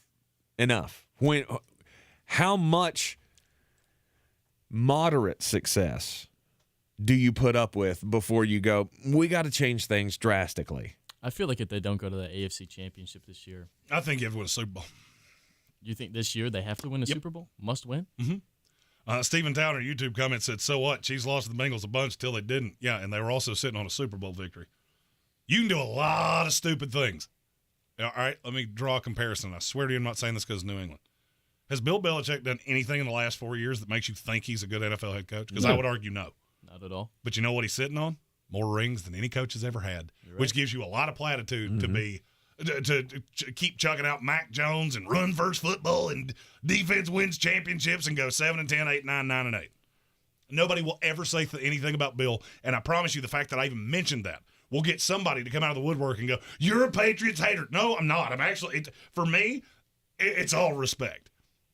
That you've had a 40-year career and half of it has been mediocre, the other half was great, and it bought you the platitude of you can do this until you're 114 years old, and nobody will so much as second guess you. Andy Reid has a really good track record of being really good. And as soon as he got over the threshold of a Super Bowl, yeah, guess what? He's in the same boat as Bill. Mm-hmm. He can do this till kingdom come. Sean McDermott has zero equity. None. You've had great teams and you took them to where they were supposed to go. That opens you up to all kinds of criticism. And I just can't figure out what exactly Buffalo – the only thing looking at Buffalo extending Bean and McDermott today is this was meant to be one of those coddle you, pat you on the head. No, we're completely comfortable with Sean McDermott. Meanwhile, behind closed doors, they're going, yeah, the buyout on that is $4 million, which the Pagula family may have in their couch cushions. Mm-hmm. So I don't think that's going to preclude anything. There's no salary cap on coaches. I can do anything I want to.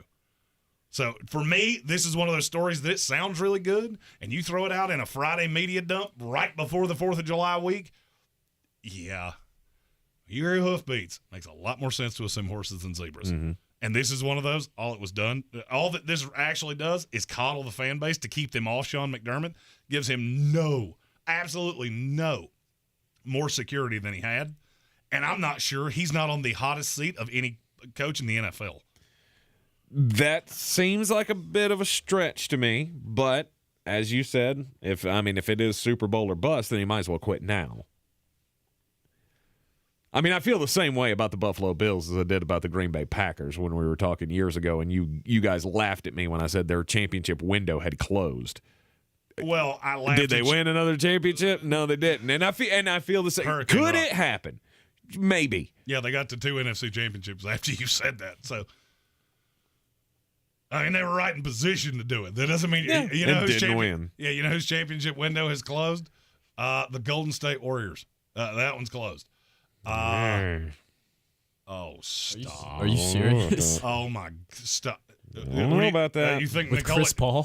Is Nikola Jokic going to go on a underwater exploration? Because that's the only way that with Chris Paul, who couldn't guard me. I didn't even mean to change the topic. How'd they win last year? They didn't. They got annihilated in the playoffs by the Golden State Warriors were the champions of the NBA last year. Last year just ended. You're talking about 2 years ago. Oh, Jesus Christ. It's been 5 days. You know what I meant. I didn't. You should. I thought you were talking about because they advanced through the playoffs. No. They won one season before last then. Yeah, they're 2 years older now, and now they're counting on Chris Paul. Yeah. It's the most expensive team in the league. I would have said that window was closed before they won 2 years ago. Yeah, let me put it this way. I'll bet my net worth Golden State doesn't get to another finals. Straight up. With anybody that wants to bet it. Right now? Yeah. Straight up. I'm just going to write that down for next year. Yeah, because guaranteed, you give me 4 guys that cannot play dead in the Western defensively, good luck with that. Well, we got Chris Paul for $30 million. Yeah, no other team was prepared to pay him more than 5. It's a great value you got there.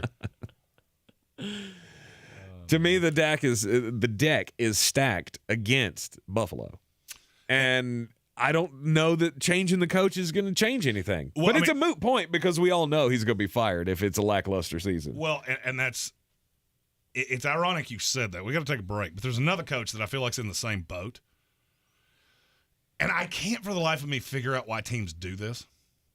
And I don't know how you're supposed to fix it. I don't feel like Buffalo did anything. They didn't do anything that they shouldn't have. The other one did. But I'm going to draw a parallel between the two, and I want the two of you to tell me if I'm out of my mind. You're in the Sportsocracy, and this is ESPN Asheville. This is your time saver traffic on the new ESPN Asheville. Traffic is stop and go 240 eastbound between exit 3 and Montford Avenue. 240 westbound stop and go between Charlotte Street, Montford Avenue. Future 26 eastbound stop and go between Broadway Street and 240. 26 westbound stop and go approaching Hendersonville Road and continuing to the Blue Ridge Parkway. Again, 26 westbound stop and go between Bavard Road and I-40 due to an accident.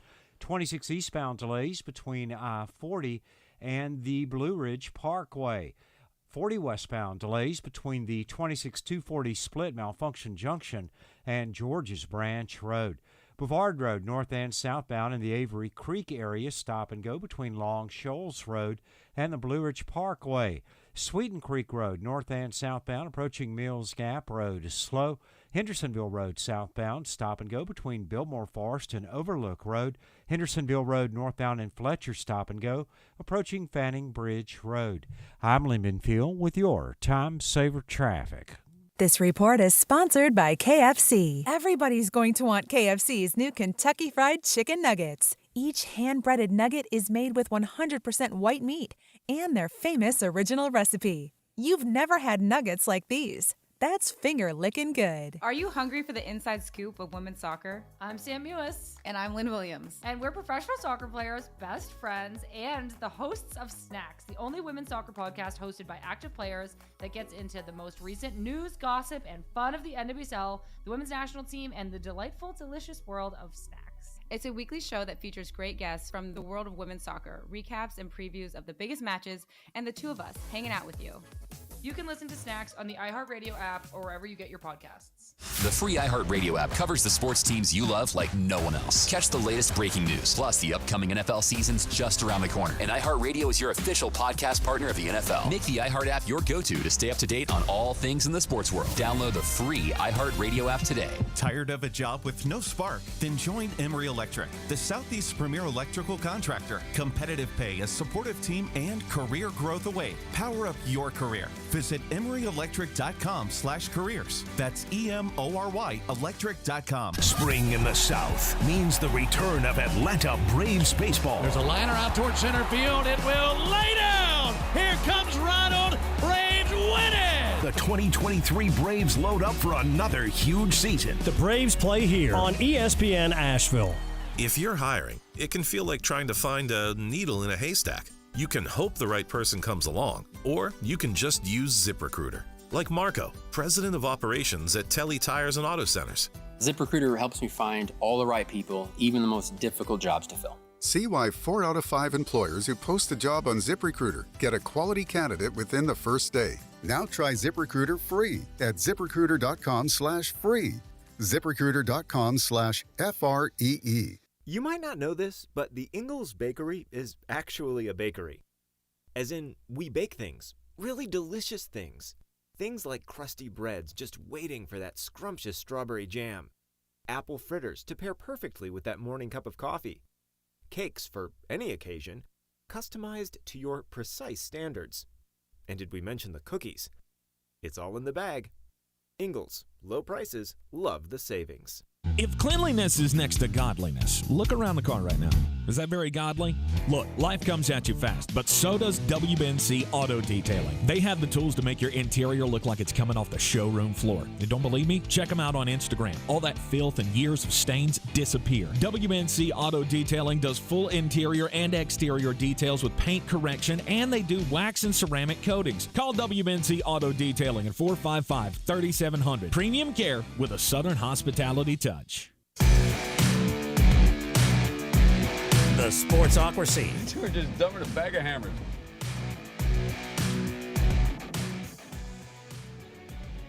It is ESPN Asheville. It is, well, it's time for Jeremy to pay off on a tease. I love it when Jeremy does the teases. So the Buffalo Bills have a major problem here. The major problem is that there's a big scary bear. You remember that kid's book? There's a monster at the end of this book. No. It was apparently like my favorite story as a child. Okay. And there was a monster at the end of the book. That's where Buffalo is at. There is a, and I'm going to give you I'm going to draw a parallel, and then you tell me who that sounds like. This is a team that is probably as maxed out as you're possibly going to get because you're heavily invested in veterans. You don't have a ton of young guys that make you feel warm and fuzzy. I mean, you got young talent, don't get me wrong, but you don't have franchise-altering young guys. So you have gone chips to the end of the table with a coach that not everybody believes in. Mm-hmm. And really, no matter what you do, you're still going to come up against the big scary bear at the end of the book. Okay. You think I'm talking about the Buffalo Bills, right? Yeah. I was talking about the Dallas Cowboys. Huh? They're in the same boat. I genuinely feel like both of those teams could go to their conference championship game and their coach get fired. Oh, 100%. I disagree. I don't think that if you get there, you're getting fired. All right. So my question would be, how would either of these teams sell that to the fan base? How you sell it? Well, what's going to change? All right. So we have come up against this enough times. More Buffalo than Dallas, because this will only really be the second year that you felt like Dallas had anything. Exactly. But what's going to change? I mean, Philadelphia is an ascending team. Mm-hmm. Kansas City, I would argue, is an ascending team because they seem to be getting better every single year. Mm-hmm. You're pegged. How do the Dallas Cowboys or the Buffalo Bills get any better than they are right now? You got a series of veterans. You're in cap hell. You've got two quarterbacks that are incredibly expensive. One disproportionate to his talent. One that I think is actually, as time goes on, going to become more of a value, but still very expensive. Mm-hmm. What's going to change? You think Philadelphia's going to get worse? Kansas City's going to get worse? No. And I'm already there with Buffalo. I'm just seeing ahead to Dallas because I think they're the second best team in their conference, and I see virtually no shot they make it to a Super Bowl. Because you're going to have to go through at least 2 road games to get there. I don't buy it. I don't buy it with Mike McCarthy. I don't buy it with Sean McDermott. Okay. That's not really it's not a flaw of the roster. It's a flaw of who you are. And so how long do you just keep lathering this up the exact same way? This is starting to feel exactly like 1990s Buffalo Bills football. Oh, you get to the Super Bowl? Yeah, because the AFC is awful. Awful. The only real impediment they had year in, year out was the Denver Broncos. And the Houston Oilers. And, yeah, who you think the Buffalo history of winning in the playoffs is bad? Look into Houston. It made Buffalo look like a Tonka toy. Yeah. I hear what you're saying. And will I be shocked if they both go to one goes to the AFC Championship game, the other one goes to the NFC Championship game, they both lose to the juggernauts, and then their coaches get fired? I'm not going to be shocked. And I just don't think that's the way you should do this. So what? So you want to just keep lathering up and doing the same thing, even though it's proven it's not going to work? I think what you said about. But do you just change to change, just for the sake of change? I mean, we're already the third best team in the league, right? Okay, ask yourself this. Here's how I think this goes. So let me elaborate a little bit, because Stephen Tao had a good point in the YouTube comments. He said Jerry likes yes men. Mike McCarthy's a yes man. I think he's safer. Jerry Jones is getting to that point, age-wise, where the clock has got to be ticking. So the yes men, I've always thought, or at least in the last 10 years, I've thought that narrative was a little overrated. Jerry is insanely loyal. He just let Kellen Moore walk out the door. All right, Kellen Moore goes to the Chargers, and all of a sudden that offense looks dynamic, and they go to the playoffs and win a game or two. Do you not think he looks around and goes, maybe I should have promoted Kellen Moore instead of this moron? Now, same thing. Do you not think the Pagula family looks around right now and goes, what would this team look like if Brian Daboll was our head coach? I mean, here's the thing. It's one thing to be unhappy with your spouse. It's another when you were in a relationship right before it, and all of a sudden, all the success and all the money, driving beautiful cars and big homes, and you look around and go, I boo-booed that pretty bad, didn't I? And I could argue Buffalo and Dallas are going to be in that same boat within the next 365 days. I think what you said about Buffalo with this is like a must-win Super Bowl year, that's how I feel about Dallas. I mean, 100%. You literally have all the pieces this season. You've built this, and that's the thing, is that you have to look at where teams are. This is almost like playing cards.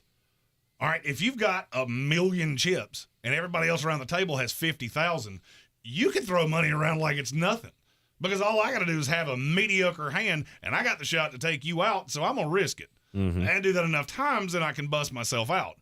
Now, if you've got a smaller chip stack, which I would argue Buffalo and Dallas do, because they're not as good as Kansas City. They're not as loaded as Cincinnati. They're not as loaded as Philadelphia. They're not as young as Seattle. I could keep doing this. Now you're one of those medium stacks, and you're all in. You bust here, what happens? Team gets torn apart. Because Stephon Diggs is older. Josh Allen he's a value, but he's going to become a better value as time goes on. Von Miller's older. Virtually every star on this team is older. I say the same thing about Dallas outside of Micah Parsons. That's the only player on that team I look at and go, yeah, he's still ascending. Tony Pollard, maybe, but he's a running back. CeeDee Lamb, maybe, but he's a 25-year-old wide receiver. Okay, so he's ascending, but how long is he going to be ascending? Or 24. I think he's 24, will be 25. But how long is he going to be ascending? Shelf life on receivers, we don't talk about that the same way we do with running backs. It ain't much bigger. You got 4 receivers in the NFL that are over 30 years old. So this is not a huge window. It's still another 6 years, though. I mean, and I got that. Right. But is the team around him going to get better? Because he's about to get really expensive. Yeah, and Brandon Cooks. Brandon Cooks is 30 years old. Maybe. Almost 30 years old. He's always younger than I think he is. Yeah. He's been in the league somebody's been in the league for 14 years, and he's only 29 years old.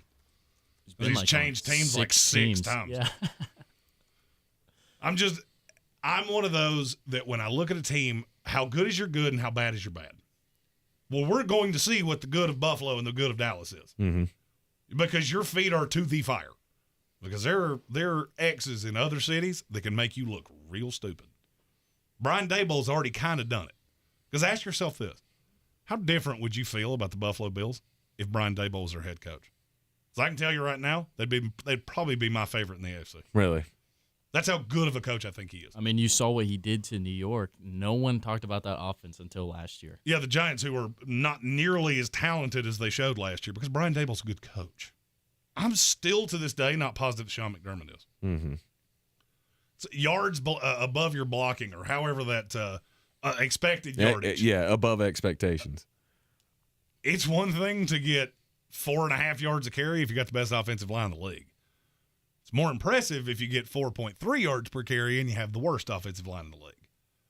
Sean McDermott has never proven me, same thing as Mike McCarthy. McCarthy's got a Super Bowl, McDermott doesn't. Mm-hmm. You have proven to me that you can get what your team is. They're not going to be worse than the talent dictates, but can you make them better? This is the first time I could legitimately say, from a talent standpoint, you are at a deficiency to the highest teams in your conference. So now you're going to have to be the one that makes them better. And when you don't do it, I'm just supposed to lather it up and do it again? Right. Yeah, I think I'm going to pass. Yep. You're in the Sportsocracy, and this is CSPN Asheville. This is your Exergen Temporal Scanner weather forecast on ESPN Asheville. A couple of thunderstorms cruising in from the west tonight. Temperatures in the upper 50s here in the valley. Less of a storm chance for the weekend, with a little bit of a drop to the humidity this weekend, and temps in the upper 70s for Saturday and mid-80s on Sunday. Scattered thunderstorms possible Monday, and a high of 85 degrees, and will stay in the mid-80s for much of next week.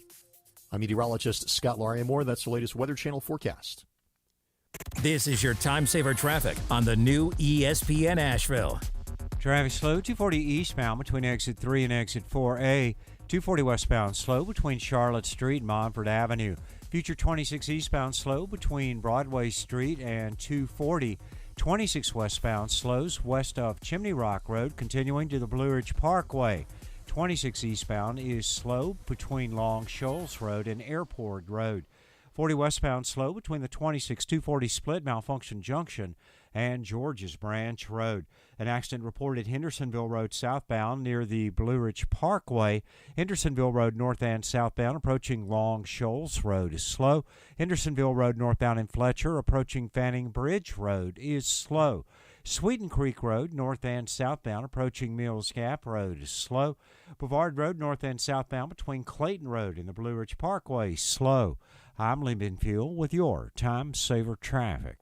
This report is sponsored by Indeed.com. Pool season is here, but open roles got you underwater? Check out Indeed. Their powerful hiring platform makes it easy to attract, interview, and hire candidates. Visit Indeed.com/credit and get $75 towards your first sponsored job. Terms and conditions apply. Are you suffering from seasonal allergies? Because you're not alone. Experts say pollen season started earlier this year and will last longer, and that folks who've never had issues before are feeling miserable. I'm Martin Hoke, inventor of Navage, the world's only nose cleaner with powered suction. Over 3 million people use Navage to pull saline in one nostril, around the back of the nose, and out the other nostril, helping to flush out allergens, mucus, and germs. Navage helps clear your sinuses quickly and naturally. But what about other people's experiences, like Miss Clement? Quote, I chose Navage because of my persistent allergies. Navage works. While using it, I cut back on allergy meds and occasional shots at my doctor's office. Unquote. That's one of over 120,000 reviews with a 4.6-star average written by people who use Navage to breathe better, snore less, and feel healthier. Stop suffering and try Navage today at Walmart, Walgreens, CVS, Rite Aid, and Target.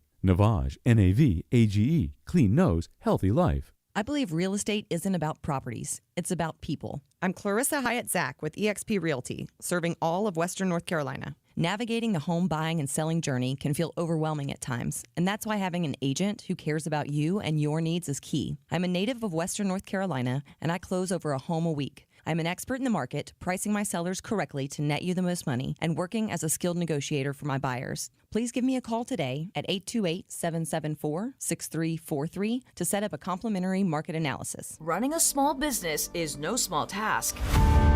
At Home Trust Bank, we work hard to prepare businesses for whatever tomorrow may bring. Your dreams are our business, and we have local experts who can help you plan for a successful future. Dependable guidance you need, and service you'll appreciate. At Home Trust Bank, We take your small business baking personally. Visit your local Home Trust branch or anytime at htb.com. Member FDIC. At Ingles Weather, we're celebrating Friday night rivals, televising college basketball games, bringing the Fan Fest to semi-pro soccer, or taking you out to the ball game at your minor league park. It's all in the bag. Ingles, low prices, love the savings. On the weird scale, there's Vegas, there's Florida, and there's Asheville. Let's get weird, Asheville. It is the Sportsocracy, and this is ESPN Asheville, and it's time to get weird. And, well, weird. We don't often talk about baseball on this here program, but here's one from the diamond, or, well, actually just off of the diamond, as a certain group, I'm going to call them the Lords of No Fun, they got a real problem with one of the names in minor league baseball. Is it the Trash Pandas? It's not the Trash Pandas. Not the Trash Pandas. It's actually the Macon Bacon. Okay. I am a huge poo-pooer of baseball. But Macon Bacon that's all right. I'll give you that's pretty good. Look, it's not the best name that a Macon, Georgia team has ever had, but what is?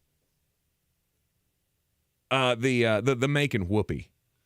The Macon Whoopie was one of the one of the great names in baseball or sports history. Was their logo a whoopee cushion?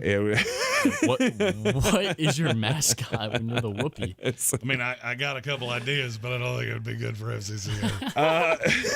They are the Macon Bacon baseball team, which it has been called since 2018, has now drawn the ire of the Physicians Committee for Responsible Medicine. And this group of brilliant doctors says that the Georgia Summer Collegiate team sending a bad message to fans because too much bacon can give you colorectal cancer. And that's just you're stupid. You know what? Bacon is awesome. And you know what? If you told me I could live till I was 90, no bacon, live till I was 70, lots of bacon. I'll lean to the beginning.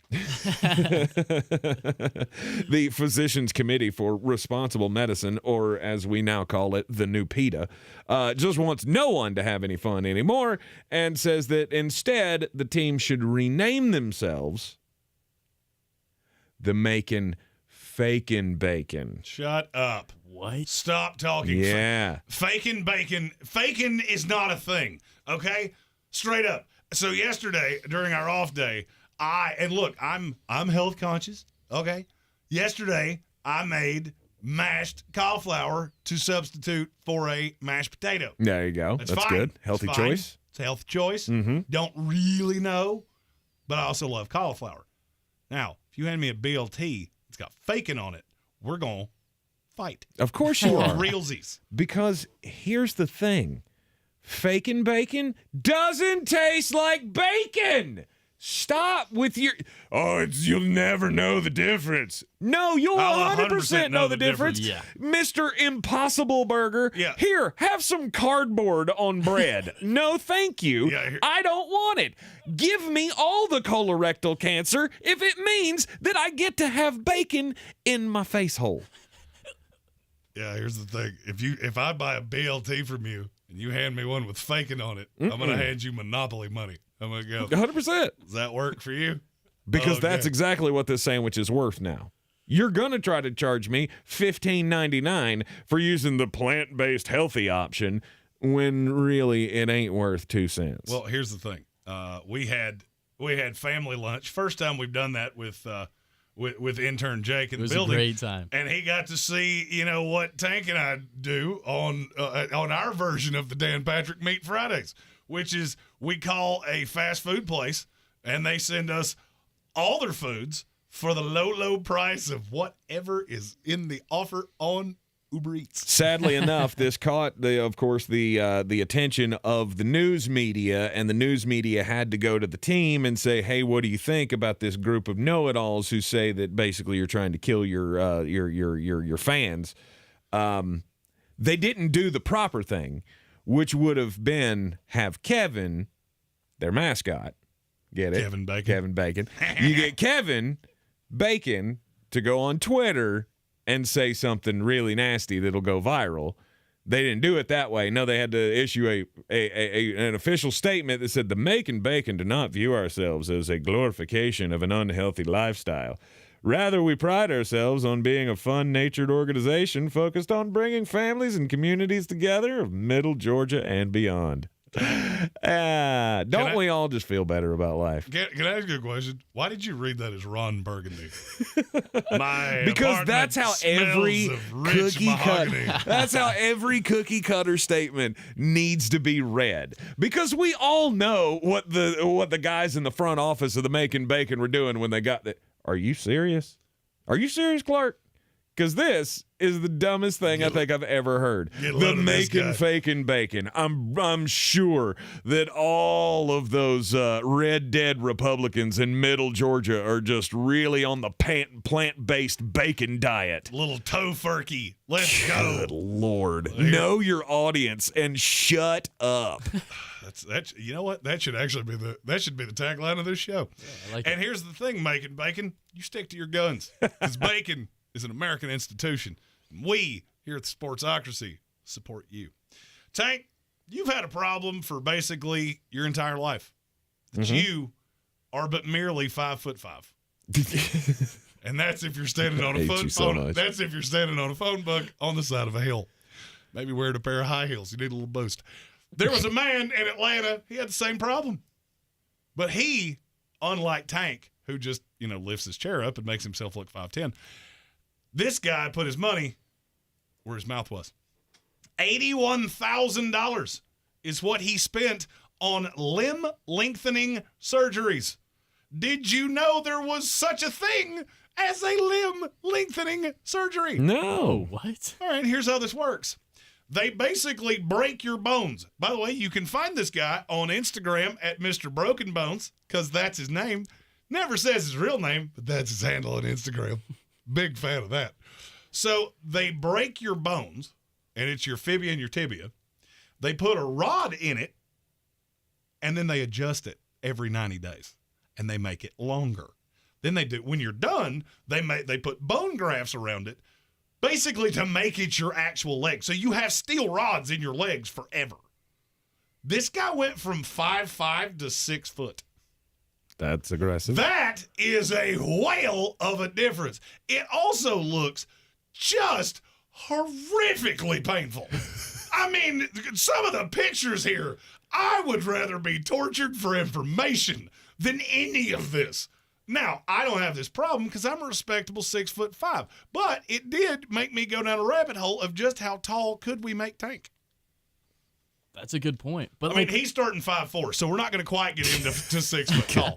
What are you going to do with like jeans and pants and all that stuff? Are you serious? So we'll say there's a picture of the guy on his Instagram showing where he started and where he ended, because he is now almost 6 foot tall. Mm-hmm.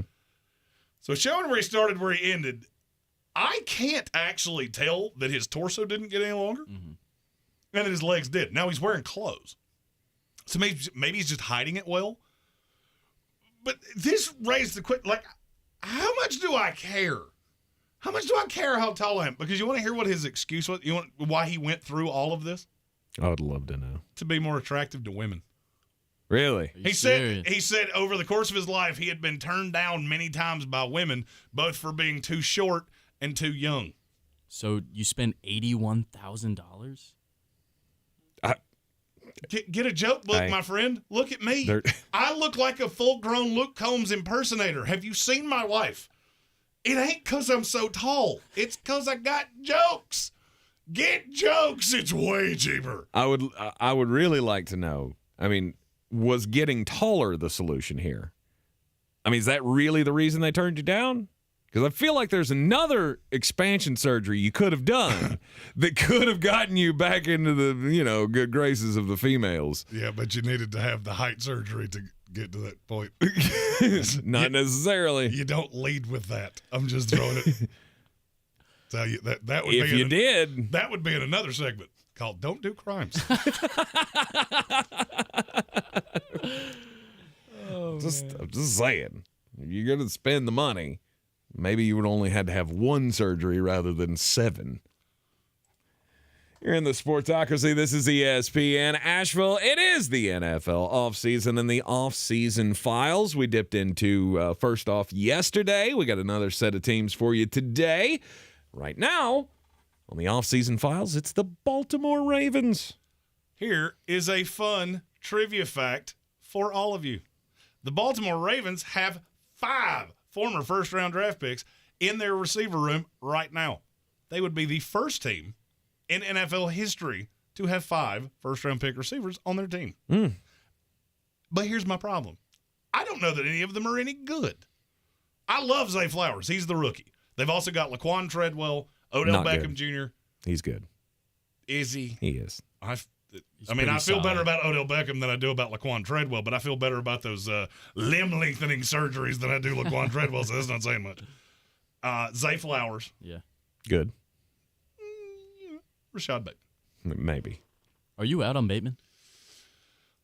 Well, I mean, okay, just I don't want to be. It's a tough spot because It he is 'cause I loves loved Rashad him. Bateman. I loved him. That's the thing. And your greatest ability is your availability, and he's not availability very often. Not at all. So I don't know. But I'm getting to a point with Baltimore. Why do people do this? Baltimore has been consistently good year after year after year after year for what feels like 25 years. Mm-hmm. And yet now they're just the forgotten team. I heard Colin Cowherd say, well, Baltimore's not going to make the playoffs, but Pittsburgh Steelers are. I don't think that's that spicy. But is that with 3 months before the season starts, is that really the line you want to throw out there? I mean, we're 76 days away from the season. Do you really want to sleep on Baltimore? No. Lamar paid, I get it. We've seen a lot of quarterbacks over the years get paid, and all of a sudden they're not the same guy. But you've got the new system with Todd Monken. Mm-hmm. Now he's got actual – I mean, I can't tell you it's going to end well. I can just tell you there's actual legitimate talent in that receiver room. Yeah, you're not going to be seeing a slew of Devin DuVernay. Oh, yeah, I mean, he's fine. He runs real fast, but there's a reason Usain Bolt doesn't play wide receiver in the NFL because you need to do a little bit more than run fast. Because guess what? Everybody in the NFL runs fast. I don't feel like this is a team that you should bury. Obviously, I get made fun of quite a bit in the chat for being a Baltimore Ravens fan, a closeted Baltimore Ravens fan. Well, I mean, your team is awful. So of course. You need to pull for somebody. I like the Baltimore Ravens. I look at their depth chart, and just on paper, to me, this should be a contender in the AFC. Are they the number one team in their division? No, but neither are the New York Jets. So does that make them any less of a contender? No. Am I the only one that feels like there's and now I'm not speaking out of both sides of my mouth here, just the comparison with the Jets. I feel like there is a much bigger question with Baltimore than there is with the Jets. And what is that? I don't know who's going to rush the passer for you. That is before a good you point. give me Tyus Bowser and David Ajabo. Ajabo didn't play enough snaps last year to actually register. Mm-hmm. And Odafe Owa, he hasn't been good. Yeah, but is that because he's the only one? That's possible. I mean, when Roquan Smith came in, that was a legit addition to the pass rush. And then him and Odafe, and you throw in, I don't know, I feel like they're getting better. Do they have the no-doubter? Do they have like the Von Miller that Buffalo has? No, they don't. Let me ask that a different way, and I'm gonna ask it by taking out my team. Is there a legit contender in the AFC that has as big a question mark as Baltimore has with their pass rush? I don't have one with Kansas City. I don't have one with Buffalo. I don't have one with Cincinnati. I don't have one with the Jets. Miami is the only one, and it's quarterback. That's the only reason I can even understand why people are doing it. Is this roster still good? Oh, 100%. Mm-hmm. I mean, at the end of the day, this is still a good roster. I thought you were just talking pass rush. By the way, I'd have gone that route with Miami's pass rush. If you're just talking about overall questions, I would rather have Jalen Phillips than any of them. Than any of who? Than any of the guys from Baltimore. Sure. Really? Over Roquan? Well, Roquan's an inside linebacker. I'm talking about edge guys. Oh. Legit, you're going to get after the quarterback edge guys. I mean, Roquan rushes the passer, but he doesn't do it as much as you're insinuating here. Right. So I don't know that I have the guy that's going to win. That's my big drawback on Baltimore. Now, at some point, you do this for so long that credits and debits mound up, and you're just going to figure it out. Mm-hmm. You're just going to figure it out. And that's where I'm at with them. And I feel like we're talking about all the wrong things. Am I the only one in that? We keep talking about this Todd Monken offense and how Lamar's going to throw more. How much more do you think he's actually going to throw? I think he'll throw more than last year. But how much? Well, when you say it that way. 15%, 10%? Yeah, probably 15, 10. I mean, you still don't. Nothing really wows you in the running back room other than JK. You don't take all the bullets out of the gun, but you do need to reserve some. Well, okay, so I'll ask it this way. Lamar Jackson has only played – he's never played more than 15 games in a season as a starter. Mm-hmm. He's only broken 400 passing attempts once. That's roughly 25 passing attempts a game. Do we think he's getting to 32? I think that's too high. I think it's a stretch. I think 30 is a stretch. This is going to look largely the same way. Now, what could change is the average of these passing attempts. You could get back. In theory, there is a path that Baltimore gets back to that big play offense that they were with Hollywood Brown.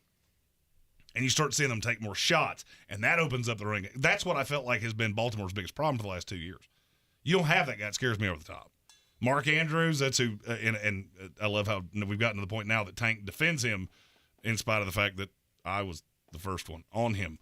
It's not that I'm taking slights at him. It's that he can't do that one thing that you need a receiver to do in Baltimore. And that's take the top off. Zay can do that. Zay Flowers can do that. So I feel like a lot of people are burying Baltimore and just saying they're an also-ran. Baltimore, I'm not telling you should throw money on them to win the division or win the Super Bowl or anything like that. But to just throw dirt on them, to me, is an absolute fool's errand. Let's say Lamar Jackson actually plays a whole season. He hasn't done it in forever. That's the thing. I can't even chalk up that he's going to do that. Mentally, I sit him down for 2 games every season. Well, let's just say he plays a whole season. What do you think their ceiling is? I would say a split in the division and probably 11-6. I like that. Their ceiling. I like that too. And the thing about Baltimore is I think there's probably more so than any team in the NFL, there's not a huge discrepancy between their ceiling and their floor. Because you ask me, he plays 17 games, what's their ceiling? I'll go 11-6. What's their floor? 9-8. 9-8, playing for a wild card spot last game of the season. Yep. So I feel like I know virtually exactly what Baltimore is, but because maybe they don't have that 13-4 high side, and I mean, I've seen people prognosticate that. I just don't see how you're getting there. That now we're just throwing the baby out with bathwater, and that it makes no sense to me.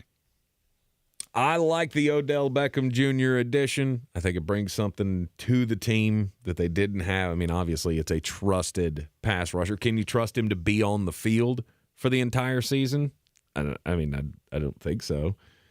So, I mean, we haven't seen it, right? The Odell Beckham thing does virtually nothing for me. Which I don't understand. The one thing we knocked about this team was the fact that they didn't have weapons at wide receiver, and now they do. And I don't know that he is a weapon. He was a weapon with Sean McVay. Other than that, he has been the most disappointing player in football for half a decade. So now you're telling me with John Harbaugh and Todd Monken, who's never been an offensive coordinator in this league, all of a sudden they're going to do the same thing that Sean McVay did? Yeah, I don't really see that. I ain't seeing that. And the Odell thing with the Rams was only for half a season. And he got hurt. That's who he is. Mm-hmm. Now he's sattier. He's a year older, and I'm supposed to expect him to be this stud number 1 receiver. Don't buy it. Don't need you to be. I don't need you to be. All I need you to be is serviceable. You be serviceable, and I feel like I've stepped up my game from last year. And I'm not sure he can even do that, and I 100% don't care. Because I feel like the combination of all 5 of these guys can be a good to very good receiver room, and that's enough. Mm-hmm. I need to hit 2 or 3 chunk plays a game with that running game. That's all I need. You're in the Sportsocracy, and this is ESPN Asheville. This is your time saver traffic on the new ESPN Asheville. Traffic slowing. 240 westbound on the Captain Jeff Bowen Bridge. An accident reported. Future 26 eastbound slow between Broadway Street and 240. 26 westbound is slowing between Hendersonville Road and the Blue Ridge Parkway. 26 westbound crawling between Bavard Road and I-40. Due to an accident, lanes are closed. 26 eastbound impacted and slow between I-40 and Bavard Road as well. Again, 26 eastbound light delays approaching Airport Road. 40 westbound slow between the 26-240 split and George's Branch Road. Sweeten Creek Road southbound stop and go between the Blue Ridge Parkway and Mills Gap Road. Hendersonville Road southbound at Peachtree Road. An accident. Lanes are closed. Hendersonville Road northbound approaching Fanning Bridge Road and Fletcher is slow. I'm Lyndon Fuel with your Time Saver Traffic. This report is sponsored by Staples Stores. Staples Total Support Plans are your tech plans for the unplanned, with 24/7 PC protection against bugs, cracks, and hacks. Plans start as low as $199.99. Plus, now get up to $250 off select computers in-store only. Offer ends July 29th. See an associate for details. Protect your tech at Staples. Hi, we're Comparion Insurance Agency. Never heard of us? We know. But to help it stick that our local agents are insurance experts, we're going to say local agent 3 times in the next 5 seconds. Local agent, local agent, local agent. Find us at ComparionInsurance.com.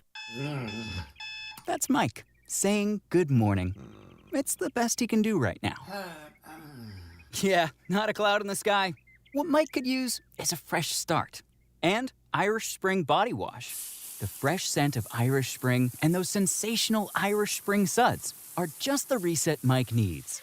Now he's ready to go to work. It's Sunday. Irish Spring. When the spring hits you, you're ready. Pick up Irish Spring at Walmart today. You might not know this, but the Ingles Bakery is actually a bakery. As in, we bake things, really delicious things. Things like crusty breads just waiting for that scrumptious strawberry jam. Apple fritters to pair perfectly with that morning cup of coffee. Cakes for any occasion, customized to your precise standards. And did we mention the cookies? It's all in the bag. Ingles, low prices, love the savings. Rogue Combat Club, Asheville's home for comprehensive martial arts training, has a goal for our community, one that's stronger, more fit, and unwavers in its support of one another. Rogue Combat Club's instructors have competed at the highest levels and offer classes for everyone from young children to adults in Brazilian Jiu-Jitsu, Muay Thai, and wrestling. Rogue Combat Club classes can help you boost your self-confidence and self-defense skills while weeding out the egos and intimidation found at other gyms. Join today at RogueCombatClub.com. Since man created roads, they've been looking for ways to get off-road and vehicles to take them there. That's where Outlaw Off-Road comes in. A premier off-road center for Jeeps, trucks, and SUVs with a complete lineup of off-road and overland services, including maintenance and repair to make your vehicle all that it can be. Check out their location right here in Western North Carolina at 85 Avery Creek Road. Call them today at 828-974-8480 or visit them on the web at theoutlawoffroad.com. This is your Exergen Temporal Scanner weather forecast on ESPN Asheville. A couple of thunderstorms cruising in from the west tonight. Temperatures in the upper 50s here in the valley.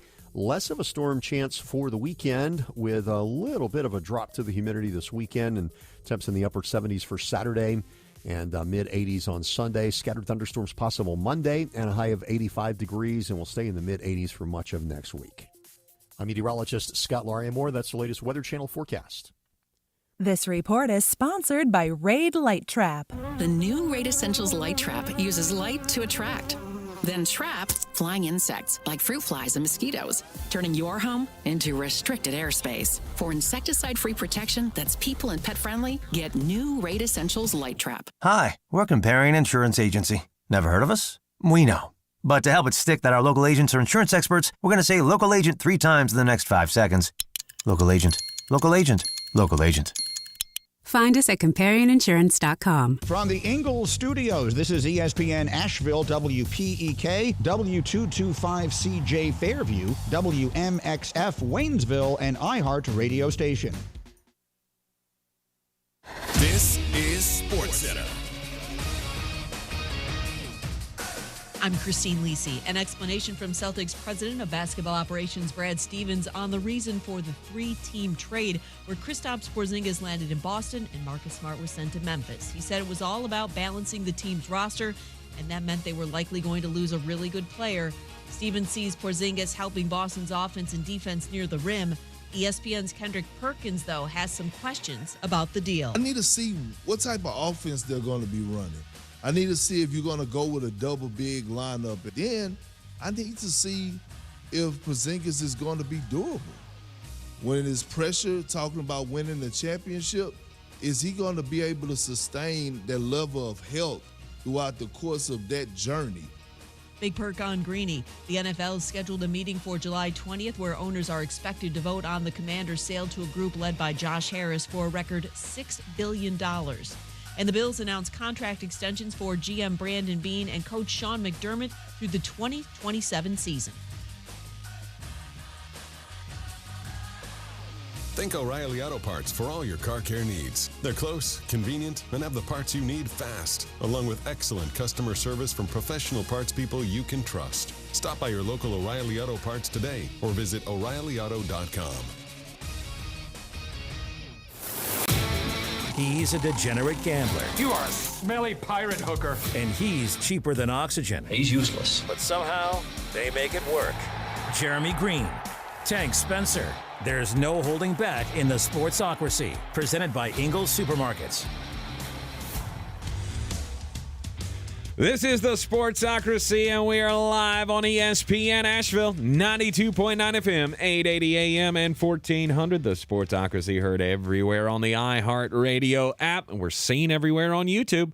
Live in the Ingles studio, go to thesportsocracy.com, click on the live video link, subscribe to the channel, and that way you can join us in the chat. You have to have the subscription to get into the chat. And why would you not subscribe to the channel?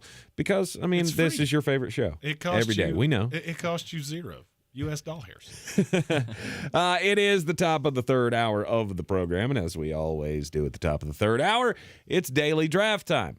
Now, today, after the NBA draft last night, and of course the franchise-changing selection of Jalen Slauson in the second round. Franchise changer for the Sacramento Kings. He will be on this upcoming list just 3 short years from now. And I say that because I told you he was going to get drafted 2 years ago, and I like being right more than I like being alive. Indeed. With the 54th overall pick, the Sacramento Kings took Jalen Slauson out of Furman. And who knows? He could be the next piece to a championship team. I mean, Sacramento was the number 1 seed in the West this past season, the best offensive team, numbers-wise, in the league. Jalen Slauson can bring something on the defensive end, not too shabby offensively either. So who knows? One day we could be looking at him as one of the greatest second-round draft picks of all time. And that's today's daily draft. I have the first pick, so I get to take the greatest second-round pick of all time. And it's the reigning and defending NBA champion, Nikola Jokic. I hate this game, and it's stupid. You had to know, Jeremy, that you weren't going to be able to get your guy. I thought I might. There is no doubt that in the few years after winning 2 MVPs, should have or arguably could have won a third, and has now taken home the Larry O'Brien Trophy for a team that we never thought was going to be winning an NBA championship. You got a squirrel in your pocket over Before there? Nikola Jokic, did you ever think the Denver Nuggets were going to be vying for a title? No. Didn't hear that part of the setup. That's what I'm saying. In the Kenyon Martin, Carmelo Anthony days, nobody thought this team was going to win anything. Before that, you got to go back to Fat Lever when they were even relevant. So, yeah, no. I get that you've been projecting for 3 years that they're going to be the NBA champions, obviously. But that's because of the greatest second-round pick of all time. They don't call me Flostradamus for nothing. Let's go. All right, you took my guy. This is a stupid game. I already hate it. But I feel like I can save it. Jake, you have the second pick. And who is your selection? I think I got to go with the guy who I played basketball after. Like, I looked at him as my idol. I'm talking about the one, the only, Dennis Rodman. The Worm. That's who you patterned your game Jake's trying to throw toot on the court. I would just go out there, hustle throw some elbows if I needed to. But all I was caring about was boards. If I scored 1 point. Did you ever, like, dye the mane? Like, what do you mean by that? My hair? Yeah. Oh, no. Come on. Sacred stuff right here. Sacred stuff. I dyed mine a few times, and that photographic evidence is out there somewhere, and it's under the threat of, I will put you in a nursing home if you show that to me. Can you give me colors? I bleached it more than once. Oh, but you didn't go like purple? No, no, blue or okay. No. But I bleached it. I mean, I went full Backstreet Boy. Well, of course you did. It was the early 2000s. Everyone did. I grew up in the 90s. That's the thing that we did. Well, we were stupid.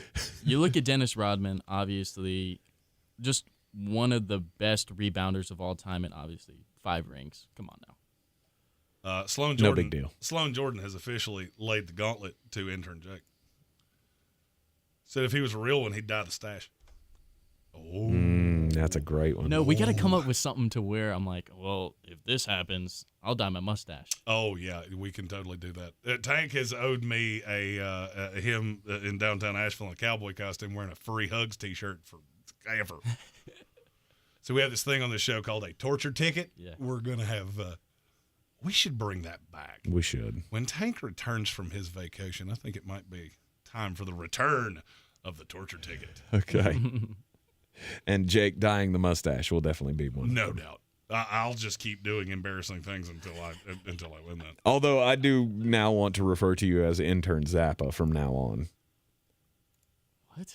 Sloan Jordan called you Intern Zappa. Yeah, I didn't understand it, which is why I didn't say it. Frank Zappa, you don't know who that is? Frank Zappa? Is he a bug killer? He was a singer in the 70s. Oh, that's a stash if I've ever seen one. Holy moly. Uh-huh. I mean, Frank Zappa sounds like somebody that works for Terminex. My name's Frank Zappa. I got my bug brother You better here. stop that. He will take care of all your bug problems. Oh, man. All right, so Tank took Himola Jokic, which makes me very sad. Jake with a formidable second pick, Dennis Rodman. But you left me 2 of the greatest international players of all time, so I'm back-to-back going Manu Ginobili and Tony Kukoc. Because if there was a player that I modeled my game after, it would have been Tony Kukoc. And do you know why? Because he never saw a shot he didn't like. And if I accidentally got a rebound, it was only to preserve my face. Hey, that ball's coming right for me. I'm going to catch it to make sure I don't break my nose. I loved Tony Kukoc growing up. Literally one of the most underrated players in NBA history. He gets no love for those Chicago days. And I understand there were 3 titles before him. I got it. Mm-hmm. And he may have loosely had an effect on breaking it up, but whatever. All right. Scotty's ex-wife's dating Michael's son. All right. It wasn't lasting forever. if it wasn't Tony Kukoc, somebody was breaking that up. It wasn't on the most stable footing in the first place. All right, Jake, it's back around to you. Oh, guys, this might be a reach here, but I might have to do it. We're going to go Draymond Greene. I'm glad you did it because I was never going to. 4-time NBA champion. Yeah. So was my buddy Scott Williams. Because he was adjacent to Michael and Scotty, and he would tell you the same thing that I just did. I really think I'm just biased towards the Big Ten. He's a Big Ten guy. So. He's showing his Midwestern bias. That's why he's so nice. Midwestern. Finally put 2 and 2 together, huh? I never put that together. Draymond Greene, the enforcer of the Golden State Warriors dynasty. I don't think it's that bad of a pick as you guys make it. It's not. No, it's not a bad pick. I just wasn't doing it because I personally cannot stand Draymond Greene. Oh, I'm not the biggest fan. Fine. Either. It doesn't do much for me. He doesn't do much for me. I understand the selection. Mm-hmm. I just wasn't going to take him. No, I respect it. Fair enough. All right, you guys haven't gone back as far as I think I'm going to have to reach here. 'Cause, I mean, I just Nick Van feel like Exel,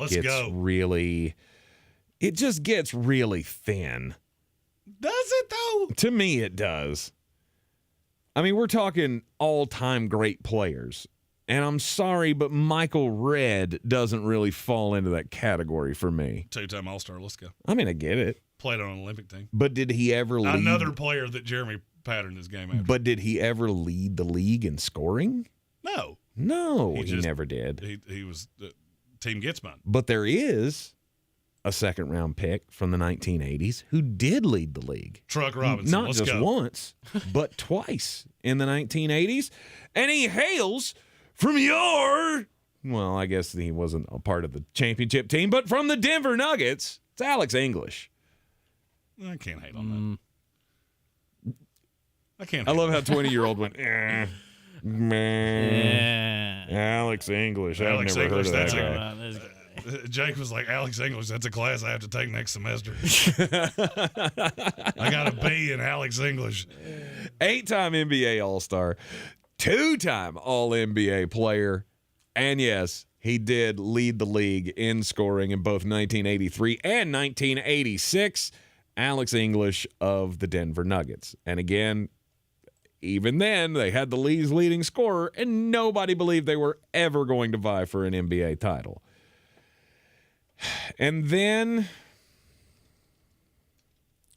my dad's going to hate that I'm going to do this, but I have to. I can already hear it now. I'm going to have to spend a week with him at the beach, and he's just going to be saying, I raised you better than that. It's Carlos Boozer. The Boozer? Yeah. The old booze cruise. I mean, I hated the guy with a passion, obviously, because he's a dookie. Mm-hmm. But when he got into the NBA, I allowed myself to open up a little bit. And Carlos was, I mean, he was a throwback player in the days where the league was trending the other way. Like, it was becoming the free-for-all, all-scoring league that it is now. And Carlos was the one, like, old-school mainstay that was like, I'm going to play some defense, I'm going to get a whole bunch of rebounds, and you're just not going to be able to stop me inside. And he was pretty unstoppable for, 5-6 years? My respect for Carlos Boozer comes into, he told the Utah Jazz, I just renounced my rights. I'll re-sign with you. 2 days later. And no team ever fell for that again. I want more money. I deserve more. Just renounce my rights. I'll come back. And Max Steele with Cleveland. Bye-bye. Which was a true G move. Formidable. Both picks that I had on my list. Well, that leaves me with my third pick. I might have to stay recent here. How about we go with someone who kind of plagued with injuries, but good shooter. Talk about Gilbert Arenas. Oh, I wanted to take him. If for nothing else, just to make jokes. Yeah. He was a bang-bang kind of player. Sun's out, guns out. What's up? Yeah, well, I mean, you look at his career stats, averaged 20.7 points per game, 5 assists. Not bad. 3 All-Star selections. Agent 0. Should have been Agent 9 millimeter. My next I'll make bang jokes about Gilbert Arenas for the next hour. Oh, that was going to be one of my two. I was going full Team Gets Mine with a combo of Gilbert Arenas and Michael Redd, who you poo-pooed earlier. So I will take Michael Redd, who played on an Olympic team. He was pretty. Now, to say he played on that team would be being very loosey-goosey with the word played, because they gave him a jersey and he sat on the bench, and I think he appeared in 2 games. Not much more than that. Mm-hmm. And now I'm going to slightly cheat just a little bit. Uh-oh. A little bit. Because he more known for, I would say he's equally known for things outside of the game as he was for inside of it. Stock Rivers. Okay. It's actually not that bad. No, honestly, it's not terrible. That's not terrible. No, he was very integral as the annoying little 3-and-D with the Atlanta Hawks, and then was to me a great coach that Tank likes to poo-poo. He's a great coach. It's the poo-poo round. He was a great coach. The only problem is, for 25 years in the NBA, he was the coach of the Buffalo Bills. I mean, he'd get you just there, and unless he had the terrifying trio of Hall of Famers that he had in Boston, he ain't winning the title. I respect that call. So, that leaves me with my last pick of the draft. Again, I'm going to have to stay recent here. I see it in the comment section. Shout out Lee Bruce. We're going to go Chris Middleton. He does have a ring. He does. And when he's on the court, obviously not last year, but before last year. He also just got some really bad advice from his agent. Hey, you should turn down that $40 million player option. But for why? Is anybody else going to give me that? Probably not. No. He'll be lucky if he gets $40 million over 2 years as bad as he was last year. But he was a great second-round pick. 100%. Several guys in contention here for the final pick of the daily draft. Nick Van Exel, let's go. Nick Van Exel, he is deep on the list here. But, yes, his name does exist in the list of second-round picks of all time. Steven Jackson. All right, let's go. I'm going to go for one of the greatest shooters of all time that came out of the second round of the draft. Would you like to take a guess? Steve Kerr. Not Steve Kerr. Then I don't know. He was the best shooter on of all the ones on my list. He was the only real shooter left. Would it be someone I know? Yes. Oh, no, I know who it is. You should. Jeff Hornacek. Nope. Wow. Not him either. Okay, now I officially don't know. Mark Price. Great, one of the greatest long-range just period shooters of all time.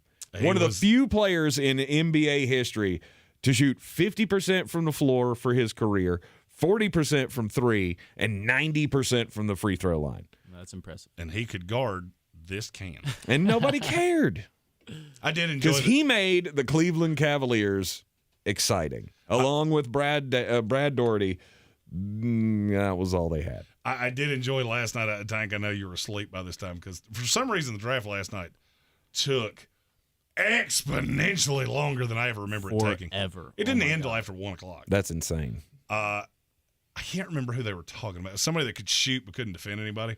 And Jay Billis, who it was very obvious he was just over it with the two young hosts that they had paired him with. And he went, I'm so tired of y'all saying Kyle Korver played for like 18 years in this league. And I went, did we just go Kyle Korver? Tank would be so happy right now, but there's no shot he's watching this. Nope, not a shot in hell. I didn't even make it much past the Hornets pick. When I saw that it was Brandon Miller, I went, oh, that went exactly how I thought it was going to be. And then night. I tried to play the Jay Billis drinking game, and then I realized how frustrated he was with everyone on set. And he had said wingspan, 43 times. I went, cool, I'm in the whole 32 shots of furball. So I think I'm going to tap and say I have been defeated for the 5th year in a row. Thank you, Jay Billis. Greatest second-round draft picks of all time in the NBA. Here are the classes. I have Nikola Jokic, Alex English, Carlos Boozer, Mark Price. Intern Jake goes with Dennis Rodman, Draymond Green, Gilbert Arenas, and Chris Middleton. Jeremy came up with Manu Ginobili, Tony Kukoc, Michael Redd, and Doc Rivers. Don't blame me. Not my fault. You're in the Sportsocracy, and this is ESPN Asheville. This is your time saver traffic on the new ESPN Asheville. Traffic is stop and go 26 westbound between Hendersonville Road and I-40 due to an accident near I-40. Lanes are closed. 26 eastbound stop and go between I-40 and Long Shoals Road. Near Inca Village, Sardis Road, moving from Sand Hill Road to Bavard Road is slow. Near Avery Creek, Bavard Road north and southbound, approaching Long Shoals Road is slow. Sweeten Creek Road, north and southbound, approaching Mills Gap Road is slow. Hendersonville Road northbound in Fletcher, approaching Fanning Bridge Road, stop and go. Hendersonville Road north and southbound near Long Shoals Road is slow. And Hendersonville Road southbound between the Blue Ridge Parkway and Overlook Road, slow. I'm Lee Minfield with your Time Saver Traffic. This report is sponsored by eBay Motors. You do anything to keep your vehicle happy. Let's make sure it stays running smoothly. With eBay Guaranteed Fit, the right parts are just a click away. When you see the green check, you know that part will fit. Get the right parts at the right prices. ebaymotors.com. Let's ride. Eligible items only. Exclusions apply. Are you suffering from seasonal allergies? Because you're not alone. Experts say pollen season started earlier this year and will last longer, and that folks who've never had issues before are feeling miserable. I'm Martin Hoke, inventor of Navage, the world's only nose cleaner with powered suction. Over 3 million people use Navage to pull saline in one nostril, around the back of the nose, and out the other nostril, helping to flush out allergens, mucus, and germs. Navage helps clear your sinuses quickly and naturally. But what about other people's experiences, like Miss Clement? Quote, I chose Navage because of my persistent allergies. Navage works. While using it, I cut back on allergy meds and occasional shots at my doctor's office. Unquote. That's one of over 120,000 reviews with a 4.6-star average written by people who use Navage to breathe better, snore less, and feel healthier. Stop suffering and try Navage today at Walmart, Walgreens, CVS, Rite Aid, and Target. Navage, N-A-V-A-G-E, clean nose, healthy life. Tired of getting dinged by monthly fees on your checking account? You need Simple Checking from Home Trust Bank. With Simple Checking, you get all the essential checking services for free, including 100% online access and a free Visa debit card. It's everything you need from a checking account, but no hoops, no surprises, no monthly fees. Stop by today or call 800-627-1632. Simple Checking at Home Trust. Ready for what's next. Member FDIC, Equal Housing Lender. If cleanliness is next to godliness, look around the car right now.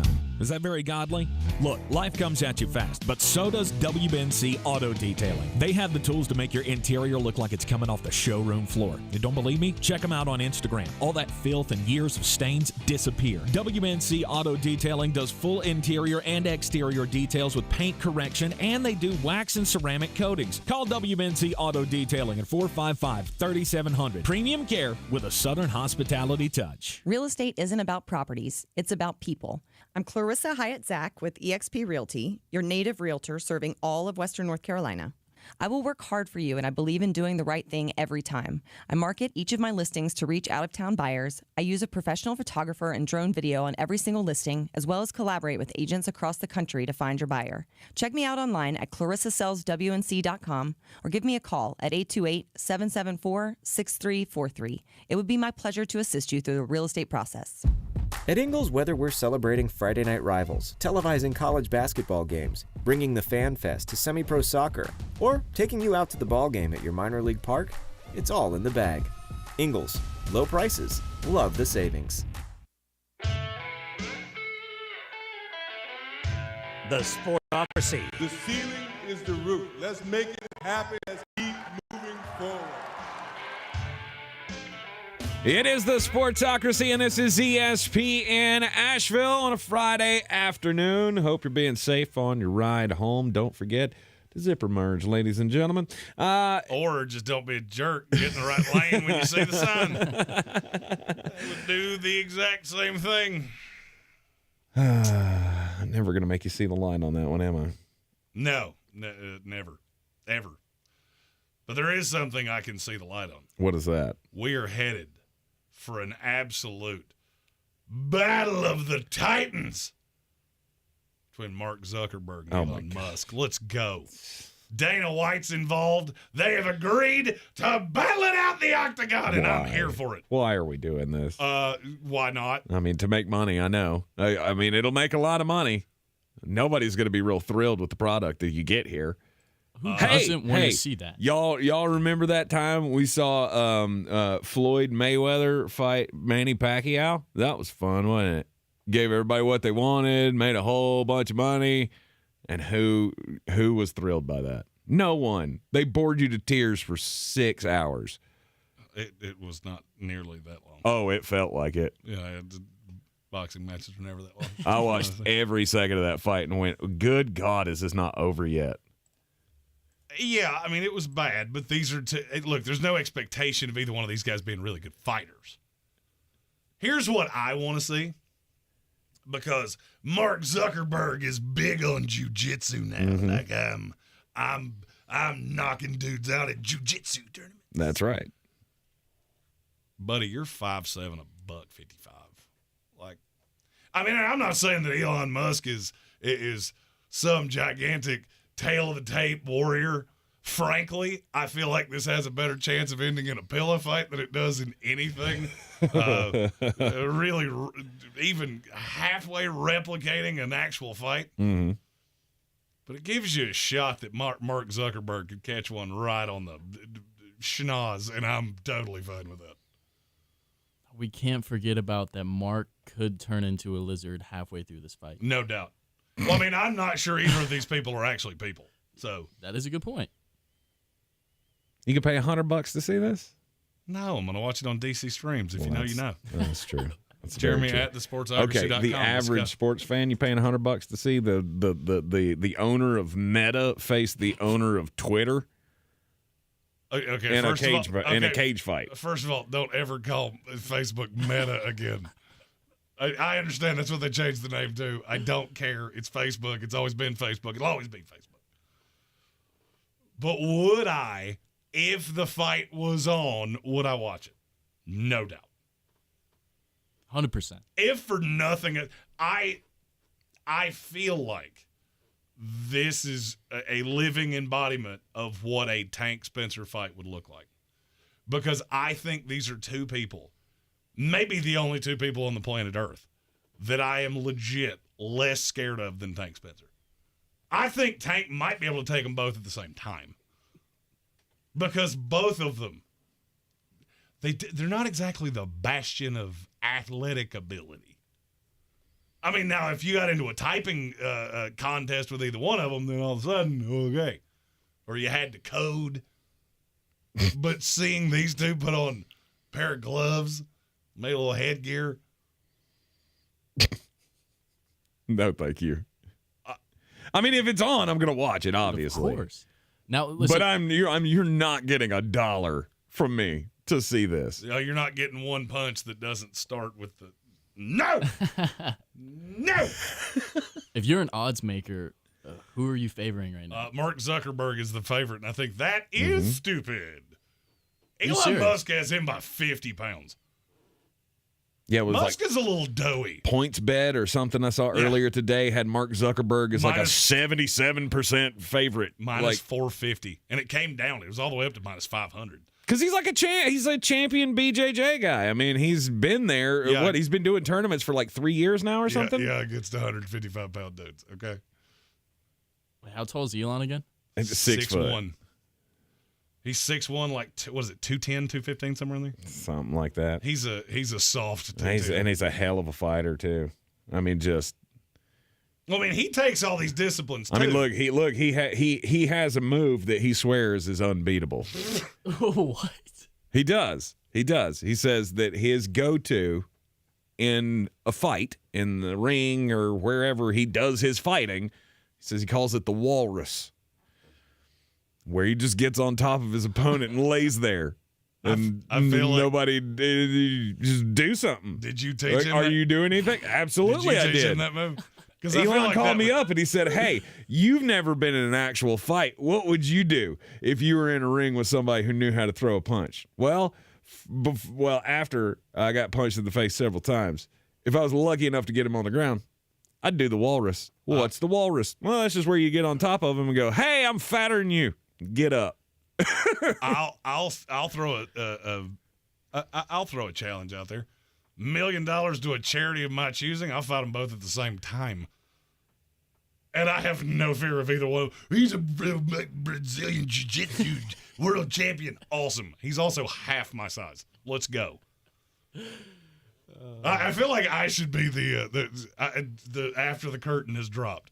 All right, so we got Mark Zuckerberg by decision, and I come out like Randy Macho Man Savage, just going, I got you for 3 minutes. Listen here, computer boy. You're the one that decided to get into my cage. Now I'm going to play with you like a cat playing with a mouse. To me, it all comes down to the rules. Oh, yeah. I mean, is this strict like UFC rules, which I have to imagine Dana that it White's would be. involved. That does appear where it's going to go. Right. So, I don't know. I think I would probably lean Mark Zuckerberg on that one. If this was a no-holds-barred absolute cage fight, Elon Musk looks like he's killed 7 people, okay? I mean, I'll be the one to say it.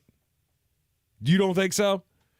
No. Elon Musk looks like he was born out of a vial and didn't see the sun for the first 33 years he was on this earth. No one in their right mindset names their son XAE12 or whatever they named their son. Come on. I mean, it's Excuse me? It's the most laughably stupid thing. There's no shot this ever happens.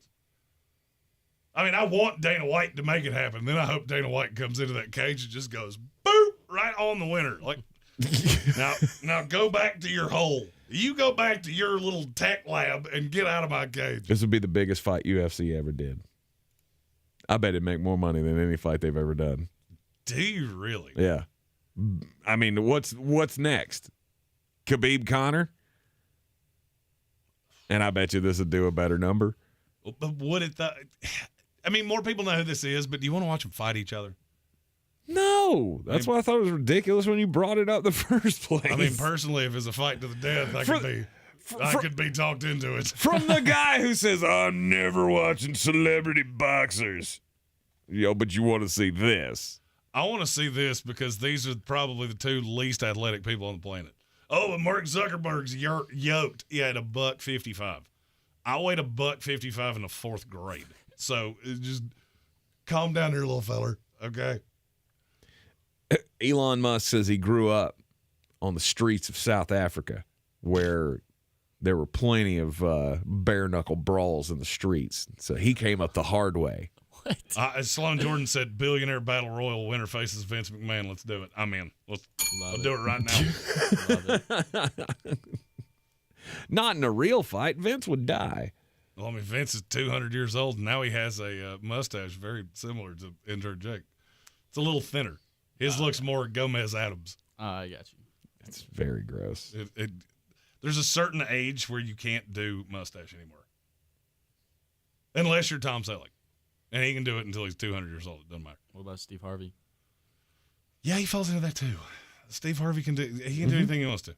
As long as it's thick and it's full. It's when you get into pencil thin, like don't do that. John Waters. That's when you no, don't do that. That's creepy. Yeah, that's don't ever do that. No. You match that up, the pencil thin mustache with the little, what'd you call it? The beard strap? The handlebar. The chin strap. Chin strap. Ugh. Oh, God. Eesh. Yeah, I'll believe this Elon Musk, Mark Zuckerberg thing when they're walking to the ring. Oh, Until then, I'm good. I think it's 100% happening. These guys are brilliant businessmen, and they realize it's not going to cost anything for me to show up to this, but we're going to make $1 billion. Yeah, but what happens when Elon Musk just boops him right on his little nose? And Mark Zuckerberg, you're the little. Oh, but I'm a jujitsu. I think you're counting their chickens before they're hatched here. Yeah, let me put it this way: there's a reason legally in the state of North or South Carolina, you're not allowed to fight people that are this discrepant to you in reputable MMA fights. And trust me, you would see why very quickly.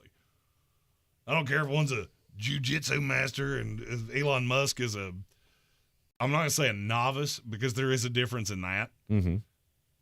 But at that size, good luck with that. Plus, I've always thought the Mark Zuckerberg thing. So you're telling me this dude's worth $1 bajillion and he's going into legitimate contest? Why do I not believe that? That's like saying I was the heavyweight champion of my weight class at Harvard. So what, you wrestled 4 fat guys that probably never, like Sloan Jordan said, never seen a woman naked? Okay. Hey. Great for you.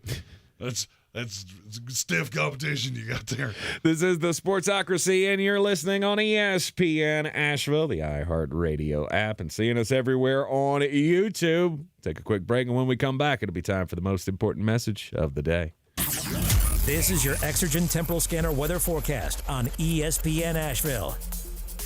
Couple of thunderstorms cruising in from the west tonight. Temperatures in the upper 50s here in the valley.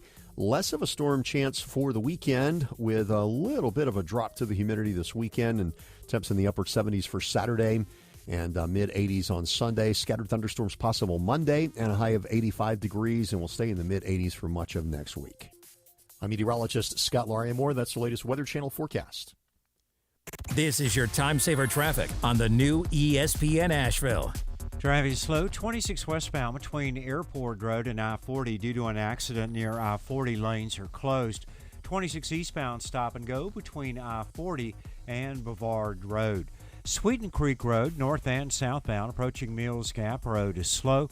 Near Fletcher, Hendersonville Road northbound, approaching Howard Gap Road is slow. Hendersonville Road southbound is again slow between the Blue Ridge Parkway and Overlook Road. Near Avery Creek, Boulevard Road north and southbound, approaching Long Shoals Road is slow. Near Inca Village, Sardis Road, moving from Sand Hill Road to Boulevard Road, delays. I'm Lyndon Fuel with your Time Saver Traffic. This report is sponsored by Verizon. Ready to take control of your phone plan? Well, then you better take that next turn to a Verizon store. Because my plan from Verizon is the kind of control we all deserve. Get exactly what you want. Only pay for what you need. Get my plan at your Verizon store today. If you're hiring, it can feel like trying to find a needle in a haystack. You can hope the right person comes along, or you can just use ZipRecruiter. Like Marco, president of operations at Telly Tires and Auto Centers.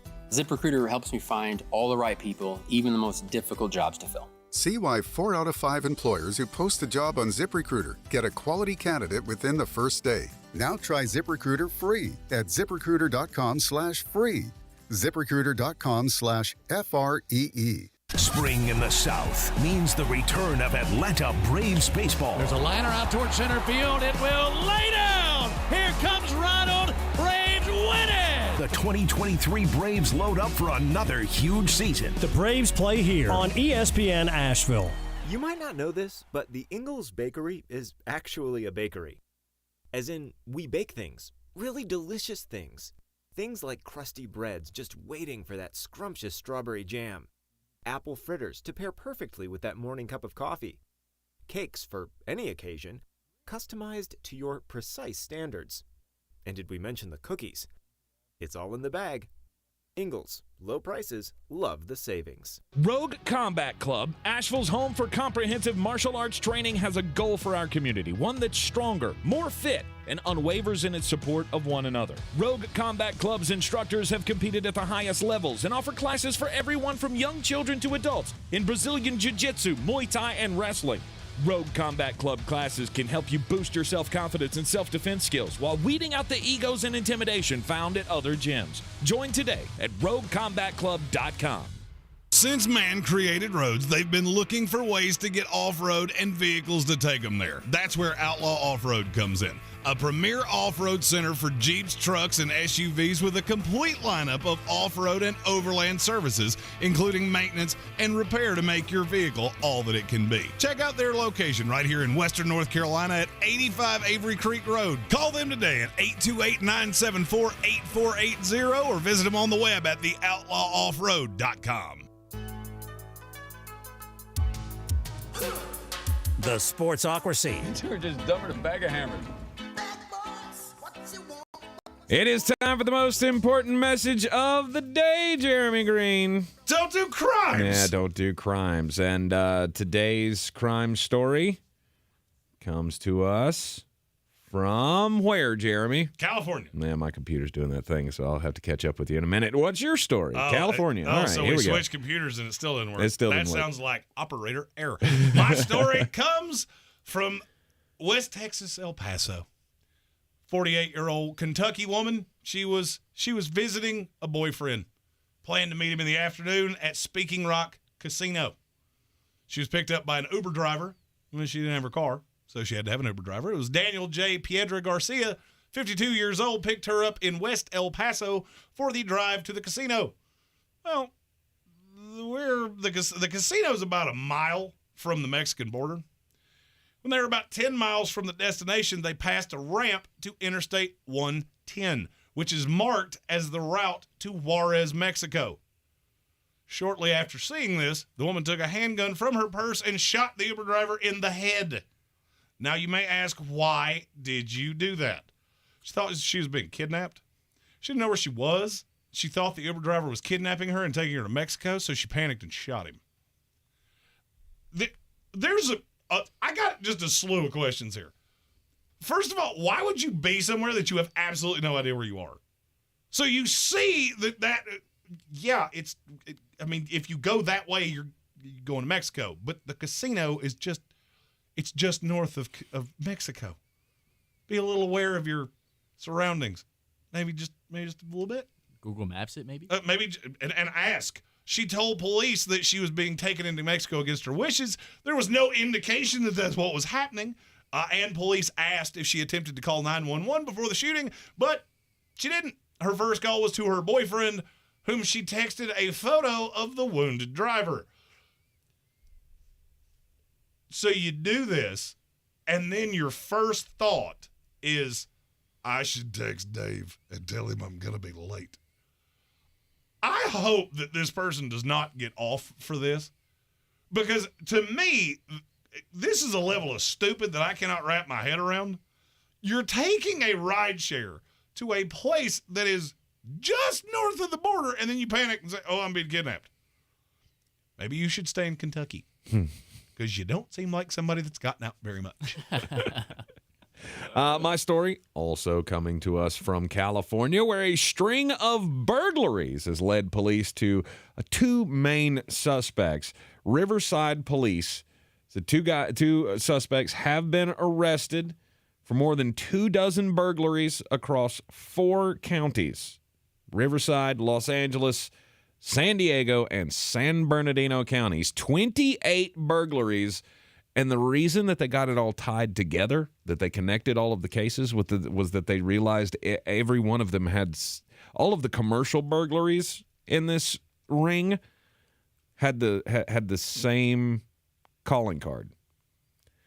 Well, they broke into the jukeboxes. Yeah, exactly. See, you did the same thing I did. I went, it's 2023. Do we have that many places with jukeboxes that have money in them still? Yes. Where? But, well, I mean, most jukeboxes now work off an app on your phone. Mm-hmm. So, like, everyone I know, you pay that, and you can sit there and pick the music from your phone, which is a really fun way to torture people you don't know. Todd Lewis and I, he's the sound guy for Luke Combs, front of house guy for Luke Combs. One of our favorite pastimes is to sit in restaurants and torture people with jukeboxes. We played Sheryl Crow and Kid Rock Picture like 17 times in a row before anybody noticed it. We also figured out that one restaurant, I'm not going to tell you which one it is, they don't have, it's not Village Porch, I'll tell you that much. They don't have a block on the Wi-Fi, so all of their televisions are run through Fire Sticks, which means that it comes up on your phone, which means you can project things up there. You can do the remote screen. Yeah. We were asked not to return. Let's put it this way. We put up a video of what could possibly have been Zion Williamson's girlfriend. Oh, no. At work. Oh, no. If that tells you anything. Nah. So, and nobody noticed it for about 6 minutes, and then everybody noticed it once. That's horrible. It's also hilarious. It was very hilarious. You had the wrong H word. Hilarious was the right one. It's like that time we once brought and I get that this isn't that hard to do in some locations, but we almost brought a Waffle House crew to violence one night. That's not hard to do. Because the jukebox, I mean, every Waffle House has the jukebox, and still it's the old school. So maybe these guys were just breaking into Waffle Houses, because that's the only place that I know an actual like coin-operated jukebox still exists. You talk about a place that I hope you ate your Wheaties. If you have to come to blows with the staff of a Waffle House, hope you brought a weapon or two. Put $5 in the jukebox and play Raisins in My Toast over and over and over again. Yeah, you try to fight most Waffle House crews, the cook will come out, handle you himself, never take the cigarette out of his mouth, and still not burn your eggs. Here's the other thing. If you have some drunk people in your Waffle House late at night, as you would, because that's the only reason that you would go to Waffle House, but when the drunk people are in there and they're playing on the jukebox and they're remember this song? Yeah, they're going through that whole thing. When the Raisins in the Toast song comes on, don't scream behind the counter, God, I hate this song! Because you 100% are going to get it all night long. It's also what I said to my wife on our wedding night. Anyway, it is the Sportsocracy. This is ESPN Asheville. Tank just chooses violence. 92.9 FM, 880 AM, and 1400 off-season files continue next. Here in the Sportsocracy is now we're going to focus on the Carolina Panthers. This is your time saver traffic on the new ESPN Asheville. Driving slow, 26 westbound between Airport Road and I-40 due to an accident near I-40. Lanes are closed. 26 eastbound stop and go between I-40 and Bavard Road. Sweeten Creek Road, north and southbound, approaching Mills Gap Road is slow. Near Fletcher, Hendersonville Road northbound, approaching Howard Gap Road is slow. Hendersonville Road southbound is again slow between the Blue Ridge Parkway and Overlook Road. Near Avery Creek, Bavard Road north and southbound, approaching Long Shoals Road is slow. Near Inca Village, Sardis Road, moving from Sand Hill Road to Bavard Road, delays. I'm Lyndon Fuel with your Time Saver Traffic. This report is sponsored by Napa Auto Parts. When your ride fires on all cylinders, so do you. That's why Napa is on a mission to keep you in motion. With nearly 6,000 Napa Auto Parts stores and over 17,000 Napa Auto Care centers, the Napa Network has everything you need to get up and go. Are you a business owner, CEO, or responsible for marketing? If you are, iHeartMedia can help you reach your goals and find new customers. We reach more consumers in your target area than anyone else, and we can give you access to those potential customers more cost-effectively across radio, digital, podcasting, and social. We'd love to show you how iHeartMedia can work for you.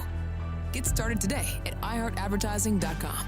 That's iHeartAdvertising.com. Wendy's is open till midnight or later, so you can give in to the craving and go night mode. Now all of your favorite menu items just got their bedtime extended. You can get what you want even later, like the Baconator with 6 strips of bacon, or the perfect fries and Frosty Duo. If you're up later, then so are we. So go ahead and pull through the drive-thru. When the craving hits, go night mode at Wendy's. Open till midnight or later. All right, see ya later. At participating U.S. Wendy's, hours may vary. If you're hiring, it can feel like trying to find a needle in a haystack. You can hope the right person comes along, or you can just use ZipRecruiter. Like Marco, president of operations at Telly Tires and Auto Centers. ZipRecruiter helps me find all the right people, even the most difficult jobs to fill. See why 4 out of 5 employers who post a job on ZipRecruiter get a quality candidate within the first day. Now try ZipRecruiter free at ZipRecruiter.com/free. ZipRecruiter.com/FREE. I believe real estate isn't about properties. It's about people. I'm Clarissa Hyatt Zach with eXp Realty, serving all of Western North Carolina. Navigating the home buying and selling journey can feel overwhelming at times, and that's why having an agent who cares about you and your needs is key. I'm a native of Western North Carolina, and I close over a home a week. I'm an expert in the market, pricing my sellers correctly to net you the most money, and working as a skilled negotiator for my buyers. Please give me a call today at 828-774-6343 to set up a complimentary market analysis. Our communities are filled with wonderful people who make living here great. At Home Trust Bank, we're proud of that. And that's why we focus on helping homeowners prepare for what's next. Our local mortgage bankers have the experience you need and exceptional personal service you'll appreciate. Home Trust Bank is ready to help make a house your home. When it's time to buy, visit your local Home Trust branch or go to htb.com/mortgage. At Ingles, whether we're celebrating Friday night rivals, televising college basketball games, bringing the Fan Fest to semi-pro soccer, or taking you out to the ball game at your minor league park, it's all in the bag. Ingles, low prices, love the savings. The Sportsocracy. These guys are a f***ing disgrace. Back in the Ingles Studio on ESPN Asheville is the Sportsocracy, and our off-season files continue as the days drag on without NFL football. In the before football times, but we are 76 days away from the start of NFL football. The hope is very large for the Carolina Panthers, or at least I feel like it should be. Jeremy and I have been prognosticating for this team for the last 4 years and saying, well, they're almost there. They're a piece or two away. They could be a contender at some point. And the quarterback was the main reason. Oh, it was mainly the quarterback. And now you have Bryce Young, And I get there are all the detractors of, oh, he's too small, and oh, he's going to get hurt, and all his passes are going to be batted down at the line of scrimmage. And just give the kid a chance. And I think you're going to be pleasantly surprised. I do too. I feel like the defense is going to be a strong suit. I have two big fears. A is, do you have any pass rusher on the opposite side of Brian Burns that can keep pressure off of him? Is Yetur Gross-Matos or any of these other guys going to step up and be the opposite side of Brian Burns? The other thing is, I don't know that you have one. You've got a slew of threes at receiver. Mm-hmm. You don't have a one. I'm not 100% sure you have a two. And that just scares me with a rookie quarterback. Mm-hmm. I always want a rookie to have somebody they can count on in times of trial. And I don't know that he has that. Really? Who do you feel good about? I like Jonathan Mingo. He's a rookie. He is a rookie. He's a rookie that had a very limited route tree at Ole Miss. Look, I've already said I love the kid. If you're playing Dynasty Fantasy Football, I think he's a steal in the second round, which is largely where he's going. I think he's going to be a great player in this league. I don't know that he's going to be a great player in this league in 2023. Mm-hmm. DJ Chark, I've seen him be a one. It didn't end well. Adam Thielen, he's 147 years old.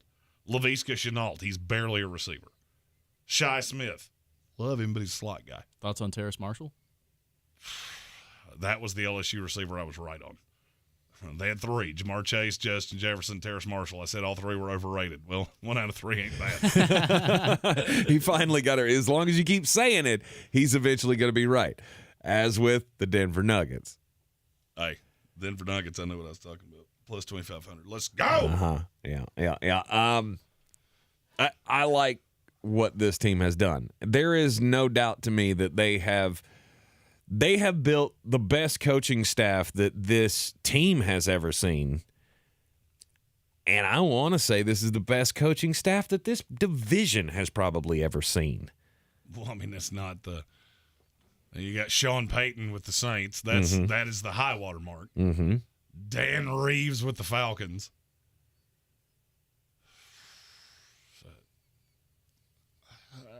I'm trying to pick yours, and I can't. Tony Dungy. It's John Gruden, but stop that. One of them won a Super Bowl, the other one didn't. Tony Dungy did win a Super Bowl. Not with Tampa Bay, didn't. Hell, he put the team together. I don't think he picked many of the players. And the minute he walked out the door, all of a sudden they won a Super Bowl. So, I mean, you could be right. I believe this is a very, very good coaching staff. Carolina to me is one of the weirdest prognostications in the NFL because I think they have the widest range. I mean, I can see them winning the division easily. Mm-hmm. I can see them going 10-7 winning the division. Wouldn't shock me at all. We have seen a ton of rookie quarterbacks come in. And frankly, can Bryce Young be 130% of what we saw out of P.J. Walker and Baker Mayfield and Sam Darnold? Yeah, I would say that's his floor. But can he be what Sam Darnold was for that stretch as a rookie? Can he be what Cam Newton was for that 1 year? And I don't know the answer to that. I don't know that he can be – I don't know that you're going to see Pro Bowl level Bryce Young off the jump. No. But I don't think you have to. You need to see a team that can run the ball. Mm-hmm. I worry about that probably more than other people do. Miles Sanders, you gave money to a running back. Tank is in love with the Miles Sanders thing. And look, I've said I think he's very talented too, but you gave money to a running back. Mm-hmm. Never a huge fan of that. So my hope is that the expectations for Carolina stay roughly where they are right now. Because I would say the average NFL fan has them somewhere between 7 and 9 wins. And I don't think they're going to let you down there. I really don't. I love the Miles Sanders addition. I think you have a legitimate running back now. I didn't think you had one before. I get Deontay Foreman had his moments with this team. Did well last year. I don't want to sell him short. He did well. But your answer was not Chuba Hubbard. No. Chubba Hubba Bubba is not the only answer there is what was the stupidest draft pick ever made by an NFL coach's wife? I feel like they built the perfect team for a rookie quarterback to build around. They have gone out and they got him Miles Sanders. The offensive line is fine, and they have added to the offensive line in the last couple of drafts, including Chandler Zavala in this past draft, that's going to help with the running lanes. They got him a bunch of guys who can be pretty open targets, I feel like. I mean, I get Adam Thielen's 1,000 years old, but he can still get open. He can still play out of the slot and get, some of those crossing routes or whatever. I want to keep it short. Every now and then we'll let Bryce uncork one to DJ Shark or Laviska or whoever, but for the most part, we're going to use Laviska as a gadget guy. It's going to be short targets to Hayden Hurst and Adam Thielen, and we're just going to dink and dunk and kind of move this offense down the field. We're not looking for huge plays. For Bryce's sake, I hope you're wrong, because what you just said is a recipe for. I mean, you got to look. You got to look around just look at the division. All three of these teams have good defenses. And you're going to put everything in a box and expect a rookie to just make the right decision every single time.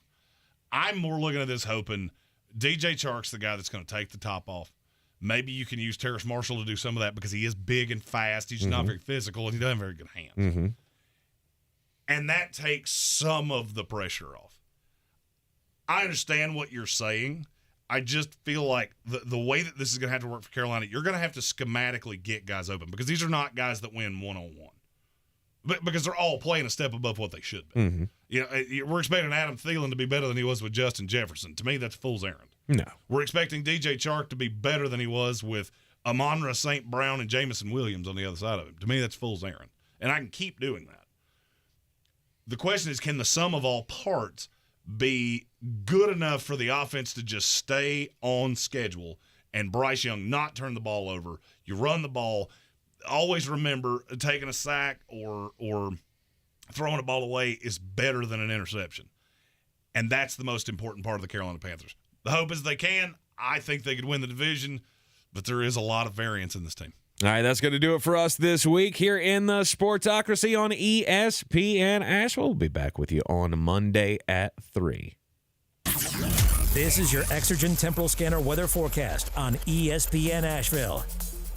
A couple of thunderstorms cruising in from the west tonight. Temperatures in the upper 50s here in the valley. Less of a storm chance for the weekend with a little bit of a drop to the humidity this weekend, and temps in the upper 70s for Saturday and mid-80s on Sunday. Scattered thunderstorms possible Monday and a high of 85 degrees, and we'll stay in the mid-80s for much of next week. I'm meteorologist Scott Lauriamore. That's the latest Weather Channel forecast. This is your time saver traffic on the new ESPN Asheville. Traffic slowing 26 westbound west of Airport Road to the Blue Ridge Parkway. 26 westbound again slow west of Brevard Road to I-40.